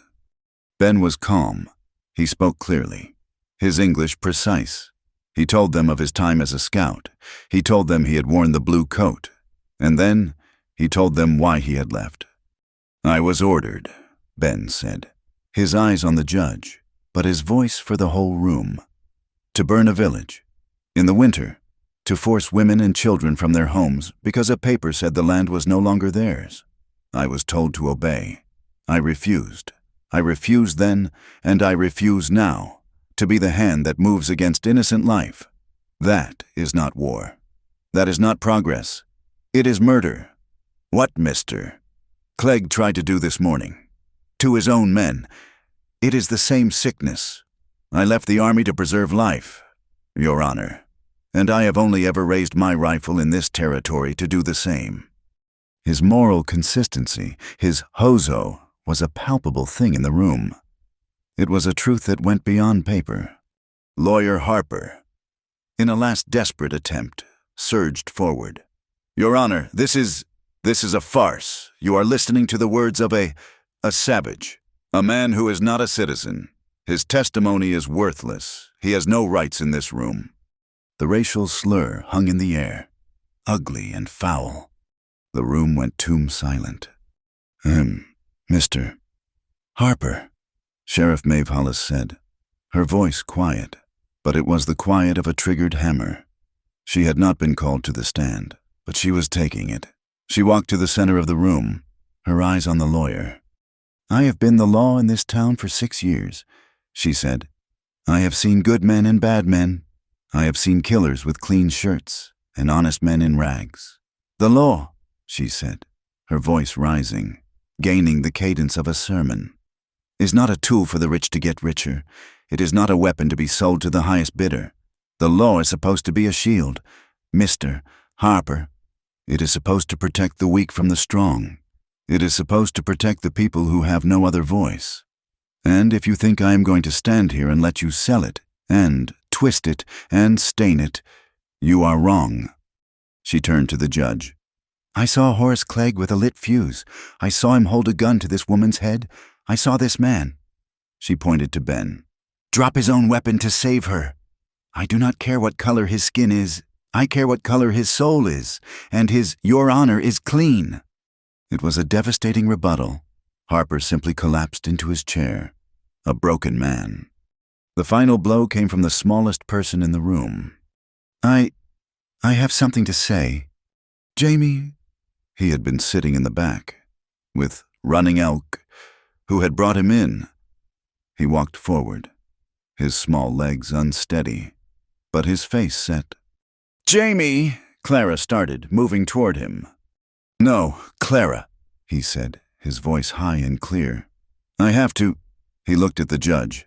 Sir, I was the one who was kidnapped, and when I was on that train, I heard Mr. Silas, the man who took me.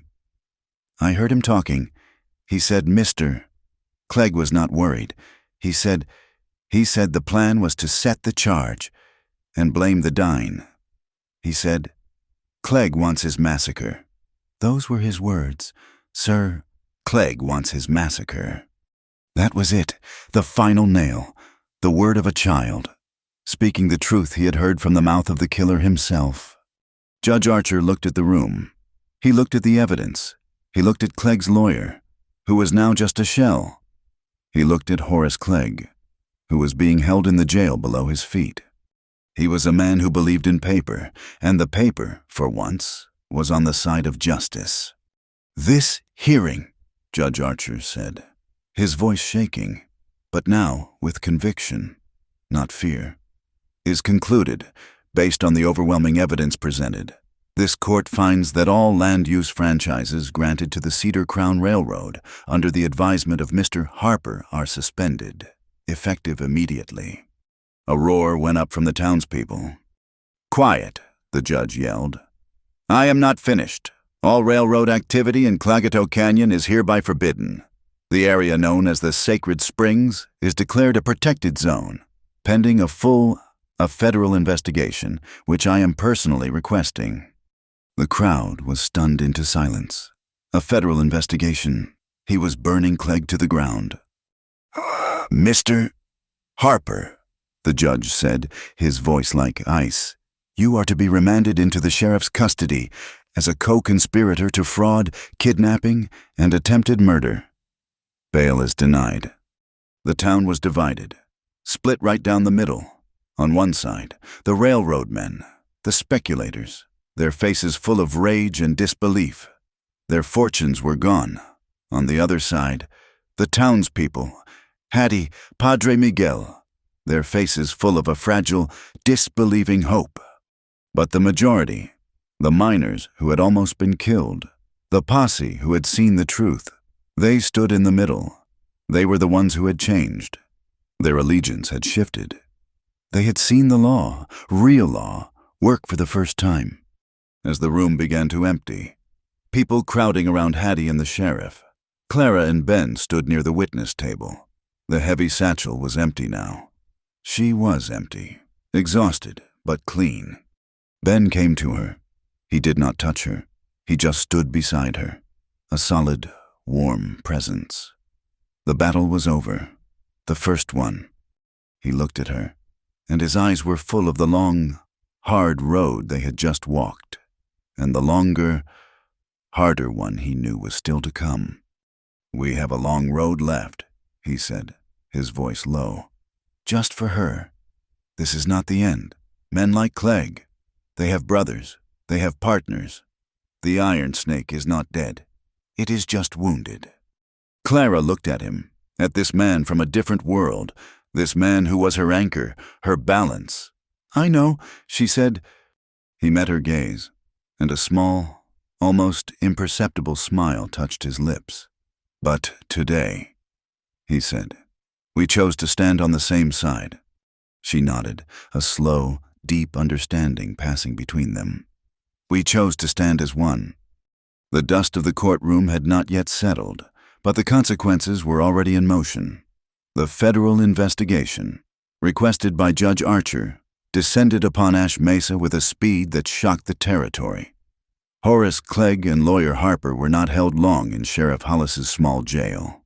They were shackled and put on an eastbound train within 2 days, transported to Prescott to face a federal judge, their local influence now a liability rather than a shield. The iron snake's head had been cut off, and its body was now being dissected by men who did not care about Horace Clegg's local power. Silas Crowther's fate was different. He was found, half drowned and suffering from a raging infection in his ruined hand. By Ben's own Dine scouts, he was brought to Running Elk's camp, not as a prisoner, but as a patient. He had survived the rock slide, and he had survived the cold. When he was stable, he was turned over to Sheriff Hollis.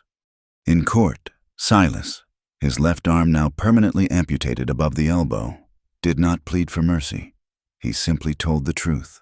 He told it in his same flat, somber voice. He detailed the entire conspiracy, from the first fraudulent surveys to the plan to murder the dawn shift. He confessed his own part in the kidnapping and in the confrontation on the trestle. He expected to hang, but Judge Archer, seeing a man, however broken, who had ultimately warned the victims, gave him a lighter sentence. He would serve 10 years in the territorial prison for his crimes, a sentence made lighter by his full cooperation. He had followed no code but his own, and in the end, it was a code that demanded he speak the truth against the man who had betrayed him. The town of Ash Mesa breathed. It was a strange, new, uncertain air. The railroad was gone. The boom had bust before it even truly began. The militiamen, the posse, returned to their jobs as miners and freight handlers, their faces now holding a mixture of shame and a quiet respect when they passed Sheriff Hollis. The first act of restoration was not made of wood or stone, but of water. The sacred springs at Clagato, now under federal protection, were the heart of the community. Running Elk and Padre Miguel, a combination that would have been unthinkable a month prior, proposed a joint project, a water station, a shared trading post. The Dine would manage the spring, ensuring its purity and its flow, and the townspeople, under the Padre's guidance, would build a communal market nearby. It was a place for fair trade, a place where the Dine could sell their wool and their corn, and the townspeople their tools and their flour, without the corrupting influence of a railroad agent. Clara Whitlow's life was also in ruins. But it was the kind of ruin that a person could rebuild from, a foundation cleared of debris. The notice on her inn door was still there. 48 hours. The deadline had passed while she was in the canyon. The bank, that anonymous holding company in Prescott, now legally owned her home. But the town she had helped save was not the same town that had ignored her. Hattie Pike, emboldened by her courtroom testimony, started a collection. The miners, the very men who had been saved from Clegg's dynamite, put in half their weekly wages. The Hispanic families, who had trusted the Padre, brought what they could, and Sheriff Hollis, in a move that was decidedly not in her job description, reappropriated the cash from Horace Clegg's safe as restitution for civic damages. When the bank agent arrived from Prescott, he was not met by a grieving widow. He was met by Padre Miguel. Sheriff Hollis and Hattie Pike, who stood in the lobby of the Ash Mesa boarding house and paid the entire debt, in full, in cash. Clara did not just get her inn back, she got her town back. But she did not want to run a boarding house, not anymore. She had her husband's work, and she had her own. She kept the front rooms for travelers, a true station for those passing through. But the back, Arthur's old dark room and the storage space, she expanded. She built a new, large, professional dark room. The Ash Mesa boarding house became the Ash Mesa station and, more importantly, the home of the Territorial Land Office and Photographic Archive. She would use Arthur's lens and her own steady hand to document the truth. She would photograph deeds, claims, and water rights, storing the glass negatives as undeniable, legal proof, so that no man like Harper could ever again forge the truth with a stolen seal. Her art had become a weapon of law. The healing was slow, but it was steady. Jamie, no longer a boy, but not yet a man, was a ghost in the inn. He was quiet, the trauma of the kidnapping still living behind his eyes. He flinched at loud noises and was afraid of the dark. Ben Tall Wind, seeing this, did not offer words. He offered action. He came to the inn one morning, his horse waiting. He did not ask Clara. He asked Jamie. "I am checking my lines," he said. "It is a long ride. A man needs a partner he can trust. Will you ride with me?" Jamie, for the first time in weeks, looked at Clara, his eyes asking permission. She nodded, her heart in her throat. "Go," she said. Jamie went. He was gone for 3 days. He came back caked in red mud, smelling of horse sweat and juniper smoke, his hands raw from holding the reins. And he was smiling. He learned to track. He learned how to read the sky for weather, how to find water in the desert, how to be quiet and how to listen. Ben taught him the ways of the land, the practical, grounding skills that wash the fear away, replacing it with competence and a quiet, steady confidence. He was learning how to be in balance. Sheriff Hollis, too, was building. She knew she could not police the territory alone. She disbanded the old, drunken, prejudiced militia. In its place, she formed the Ash Mesa Civil Defense. Her first 3 recruits were an Anglo miner she had seen stand up for justice, the fastest Hispanic rider from the livery, and one of Running Elk's own nephews, a young Dine man who had Ben's calm eyes. It was a team that represented the whole town, a shield made of all its parts. As the season turned, and the air grew crisp with the first hints of autumn, Running Elk declared a day of Thanksgiving. It was not a formal holiday. It was a need. It was held at the Sacred Springs. The whole town was invited. Many came. They gathered, a strange, mixed congregation of ranchers, miners, women in town dresses, and Dine families in their finest velvet and silver. Running Elk, his face to the clear, cold water, began a chant. It was a song of gratitude, a blessing for the water, for the land, for the rain. It was a private, sacred, Dine ceremony. Clara stood at the back of the crowd. Beside Ben, she watched, her heart full. She was a part of this community, but she knew this part was not for her. This was the spiritual heart of Ben's people, and she was an observer, a guest. She did not try to join. She did not try to understand. She simply, respectfully, bore witness. Ben watched her. He saw her respect. He saw her stand apart, not in judgment, but in honor. When the chant was over, and the shared meal of corn, mutton, and bread was being passed around, he took her hand and led her away from the crowd, up a small path to a ledge that overlooked the springs. They sat, side by side, looking at the two communities, their communities, sharing food. "It is a good day," he said. "It is," she agreed. She leaned her head, just for a moment, against his shoulder. It felt solid. It felt right. "Clara Whitlow," he said, his voice quiet, serious. He turned to her. "My life is here. My heart is here. My path is with my people. But it is a lonely path." "I know," she whispered. "I do not wish it to be," he said. He took her hand, the one that was scarred and rough from the canyon, and held it in his. "I want to share my fire. With you. I want to build a hogan. With you. I want to walk in balance. With you. As my wife." Her heart stopped. Then it started again. A strong, steady, joyful beat. "Ben Tall Wind," she said, her voice shaking, but her eyes clear. "My life is here, too. My work is here. My family is here."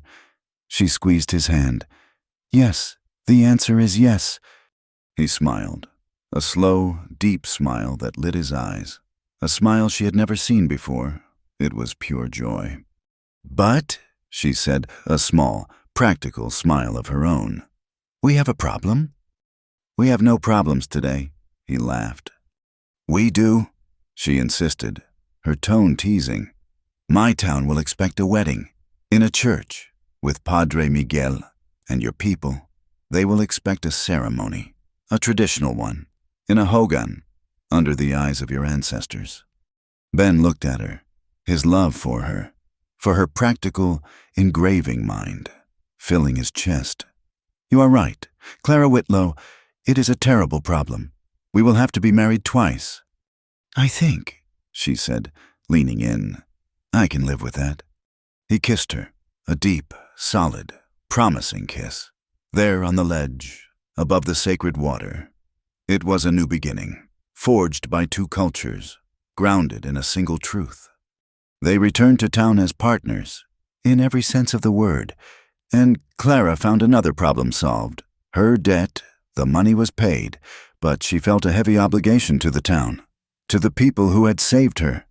She held an auction at the inn, but she was not selling furniture. She was selling her photographs, the Land People Law collection. She hung the framed, beautiful prints in the lobby, a stunning, stark portrait of Sheriff Hollis, her rifle at rest, a secret, candid shot of Padre Miguel, sharing a joke with Running Elk, a powerful, moving image of Jamie, learning to gentle a wild horse under Ben's steady gaze. And the centerpiece, the one that made the townspeople weep, a photograph of the 34 miners, their soot-streaked faces full of confusion and relief, walking out of the tunnel at Clagato, alive. The auction was not an auction. It was a celebration. Every print was bought, the money going back into the town's community fund and into Hattie's shop, which was now busier than ever. The memory of what had happened was preserved, not as a scar, but as a story. Ben, too, found a new role. With the militia gone, he, along with the new civil defense team, started a class, not just for the new members, but for the whole town, for anyone who would come. He taught safety. He taught them how to handle a rifle, how to clean it, how to respect it. But more than that, he taught his own code. He taught them the ethics of the gun. He taught them when not to shoot. He taught them that a weapon was for protecting life, for balance, not for taking. He was, in his own quiet way, teaching them Hozo. One evening, they stood on the porch of the inn, watching the sunset paint the red rocks in shades of fire and purple. The air was calm. The town was quiet. "It is not over," Clara said, not as a fear, but as a statement of fact. No, Ben agreed, his arm sliding around her waist, pulling her close. The iron snake is a big animal. They will try again. Men like Clegg. They are never the true head. They are just the fangs. Then we will be here, Clara said, leaning her head against his chest. She felt his heart beat, strong and steady beneath her ear. If the railroad returns, she said, her voice a low, hard promise, we will fight them. Ben looked out at the darkening valley, at the town that was now their home. We will fight them, he agreed. Not with dynamite, not with the lies. We will fight them with the truth, and with all of our neighbors. 1 year later, the rain came. It was not the angry, violent deluge that had torn open the sky on the night before the battle. This was a different rain. It was a soft, steady, life-giving rhythm. A promise kept. It fell on a land that was no longer thirsty and cracked, but open and ready. In the valleys of the Dine, the corn, which had been a desperate hope, was now a forest of deep, healthy green, glistening with water. The red earth, scoured of its alkali dust, smelled sweet and clean. The new ash mesa, the one that had risen from the ashes of Clegg's ambition, was celebrating. The joint market, the one proposed by Padre Miguel and Running Elk, was holding its first anniversary. It was a loud, joyful, chaotic affair, held in the open square between the church and the newly built trading post. The smell of Dine mutton stew, rich with chili and corn, mingled with the scent of Hattie Pike's fresh-baked bread. The sound was a symphony of 3 languages, English, Spanish, and the flowing rhythmic cadence of Dine. Laughter was the one language they all shared. Hattie's stall was next to a Dine woman named Silver Weaver, and they were arguing jovially over the price of wool versus the price of finished cotton, a negotiation of equals. Clara Tallwind, she was Clara Tallwind now, stood at her own stall. It was covered with her photographs, now mounted as postcards, for sale to the travelers who passed through the Ash Mesa station. They were not just pictures of rocks, they were pictures of a community. There was a stark, powerful portrait of Running Elk, his face a map of wisdom, titled simply The Elder. There was a shot of the new combined schoolhouse, where Jamie was now an assistant teacher, titled Progress. And there was her most popular one, a photograph of Sheriff Hollis, her rifle at rest, standing beside her new deputy, a young, sharp, Hispanic woman named Maria Sanchez. The title was The Law. Ben was there, not as an outsider, not as a scout, but as a leader. He stood by the wool wagons, his hand on his own son-in-all but blood Jamie's shoulder, negotiating a fair price for the Dine Collective, a price that would hold for the entire season. He was not just a warrior. He was a statesman, a bridge built of his own hard-won integrity. The town's new power structure was not just visible in the market. It was solidified in the courthouse. Sheriff Maeve Hollis had, 2 months prior, called Deputy Sanchez into her office. The office was clean, the desk bare. "I'm getting too old for this, Maria," Hollis had said, pouring 2 cups of coffee. She had not been complaining. It was a statement of fact. "My bones ache when the rain comes, and I am tired of the riding." "You are not too old, Maeve," Maria Sanchez had replied, her voice respectful but firm. She had been Hollis's deputy for almost a year, and had proven herself to be tougher, smarter, and faster than any of the men from Clegg's old militia. "You are just tired of the fight." "The fight is over," Hollis said. She smiled, a rare, genuine smile. "This part of it, anyway." She unpinned the heavy silver badge from her vest. It had been her entire life for 6 years. She held it in her palm, weighing it. "This is not a shield, Maria," she said, her voice low. "It is a target. It is a burden, and it is a sacred trust. It is the only thing that stands between a good man's home and a bad man's greed. Do not ever let them buy it. Do not ever let them stain it." She held it out. "I am leaving my post, and I am recommending you for it." Maria's dark eyes widened, but she did not hesitate. Her hand was steady as she took the badge. "I will not let you down. Maeve, I will not let them down." "I know," Hollis said, nodding. "That is why you are the one." Maeve Hollis was not retiring. Judge Archer, the man from Prescott, had finished his work and returned east. His federal report a scathing indictment of the railroad's expansion policies. The territory needed a new justice of the peace, a local arbiter, someone who could handle the small, human disputes of land and water and contracts before they festered into something that required bullets. They needed someone who knew how to listen. Maeve Hollis, her rifle now hung over her fireplace, was sworn in the following week. Her first official act was to sign the new permanent charter for the joint market. The federal ruling had been a thunderclap. The court, using Clara's photographs and Harper's own forged documents as evidence, had permanently confirmed the Clagato Springs and the surrounding canyon as protected community lands, to be held in trust by the Dine Nation and the township of Ash Mesa, jointly. The Cedar Crown Railroad had tried to fight it. They had sent new lawyers, men with expensive suits and cold eyes, but the federal judgment held. They were forced to reroute. A massive 50-mile detour around the protected lands, a detour that cost them a fortune and delayed their progress by 2 years. The iron snake had been turned, its fangs pulled.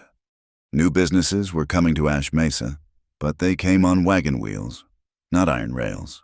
A new freight company, seeing the profit in the joint market, had opened an office. Its owner had signed his contract not in a back room, but in the public station, with Ben Tallwind, Padre Miguel, and Justice Maeve Hollis all witnessing. Clara had been there, her camera on its tripod, the bright flash of her magnesium ribbon capturing the moment, creating the first, undeniable, archived copy for her new town registry. The paper law and the land law were finally won. That evening, the rain returned, a gentle, steady drumming on the roof of the Ash Mesa station. It was a home now, not just an inn. The front rooms were for travelers, but the back, the largest part, was for family. A hard, frantic knock echoed through the main room. Clara opened the door. Dr. Miles, the town's only physician, stood on the porch, his duster soaked, his face gray with exhaustion. He was not alone. Huddled behind his legs were 2 children, a boy and a girl, no older than 6 and 8. They were thin as birds, their faces streaked with dirt, their eyes wide and dark with a terror so deep it had gone silent. "Clara," the doctor said, his voice rough. I do not know where else to go. They are from the new railroad camp, the detour line. There was a blasting accident, a bad one." Clara's hand went to her heart. The railroad. It was still finding ways to make orphans. "Their parents," the doctor continued. "Irish immigrants. They were in a tent too close to the blast. There is no one, no family, no one to claim them. I have had them at my office for 2 days, but I cannot. They need a home." Clara looked at the children. The little girl was clutching the boy's hand, her knuckles white. The boy was staring at Ben, who had come to stand behind Clara, his height filling the doorway. Clara's first sharp instinct was fear, that old, cold fear of loss. She saw more brokenness, more pain. Ben said nothing. He knelt, a slow, deliberate motion, bringing himself down to their level. He did not smile. He did not offer comfort. He just looked at them, his gaze steady, calm, and full of a quiet recognition. He was not a threat. He was just present. "Come in," Clara said, her voice thick. "Come in out of the rain." She led them to the fire, to the big kitchen table. She brought them hot soup and fresh bread. They did not move. They just stared. 2 small, wild animals, trapped. Jamie, now a tall, strong 16-year-old, came down the stairs. He saw the children, and he saw their fear. He stopped. He did not approach them. He went to a shelf by the fire, and he picked up a small, whittled object. It was a wooden horse, smoothed and polished by his own hands. He did not go to the table. He sat on the floor, 10 feet away from them, and he just held the horse, running his thumb over its back. "I was scared once, too," Jamie said, his voice quiet. He was not talking to them.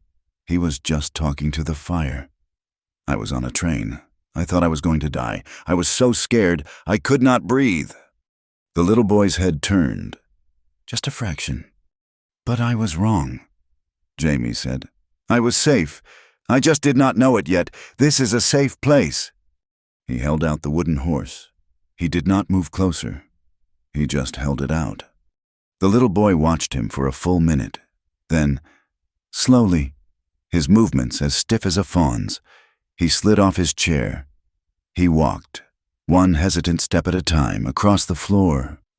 He reached out a small, trembling, dirty hand, and he took the horse. He did not go back to the table. He sat on the floor, a few feet from Jamie, and he just held the horse, his first possession in this new, terrifying world. Clara was crying, silent tears running down her cheeks. Ben put his arm around her. They looked at Jamie, their Jamie, who was now patiently, quietly, showing the little boy how the horse's legs were carved. Ben, Clara, and Jamie, they looked at each other, over the heads of the two small, broken children. And in that look, a new family was chosen. The circle was not just healed, it was growing. Later, much later, the children were asleep, tucked into a warm, dry bed in the room that had once been Arthur's. The house was quiet. The rain had softened to a mist, a gentle whisper against the glass. Clara was on the front porch, her heavy wooden camera on its tripod, aimed not at the town, but at the dark, misty valley. She was trying to capture the feeling of the rain, the peace of a land that was finally, truly, at rest. She heard Ben step behind her. He came and stood, his solid warmth a comfort at her back. He did not speak, but his arms came around her, his hands resting on her waist, his chin coming to rest on her shoulder. She leaned her entire weight back against him, her hands covering his. They stood as one, a single, strong silhouette against the dark, wet night. "It is a warm fire," she whispered, her voice a soft murmur. She was thinking of that night in the Hogan, the night of the storm, the night of untamed fire. This was different. This was better. "It is not a wildfire. It is a hearth." "It is Hozo," he whispered back, his voice a low rumble against her ear. "It is balance. It is home." He turned her gently in his arms. He kissed her. It was not the desperate, promising kiss of the canyon, or the passionate, fearful kiss of the storm. It was a kiss of deep, steady, quiet love. A kiss that tasted of rain and smoke and a life they had built together, with their own hands. From the truth, it was the kiss of a husband and a wife and a partner, a love that was not a wildfire, but a deep, warm ember that would burn for the rest of their lives. In her studio, on a shelf, was the photograph, the last one, the one she had taken at the market, just that morning. It was her masterpiece. It was a wide shot, capturing the whole messy, vibrant life of the town. In the foreground, a group of children, Dine, Hispanic, and Anglo, were laughing, their faces smeared with mud, chasing a stray dog through the red, wet earth. In the background, the market stalls stood, symbols of a new, fair commerce, and on the far horizon, the line of the red mesas met a high, clear, blue sky, a sky scrubbed clean by the rain, a sky that held not one single, solitary plume of black smoke, not one scar of dynamite. And underneath it, in her clear, precise engraver's script, was the dedication. For the roads that know to go around the human heart. Thank you so much for listening to our story. We are so grateful to share these tales with you. Please let us know in the comments where you are listening from in the world. We would love to hear your thoughts and share this journey together. If you enjoyed this tale, please consider subscribing to our channel, Wild West Tales. Give this video a like and press that hype button. It truly helps get these stories out to more listeners, just like you.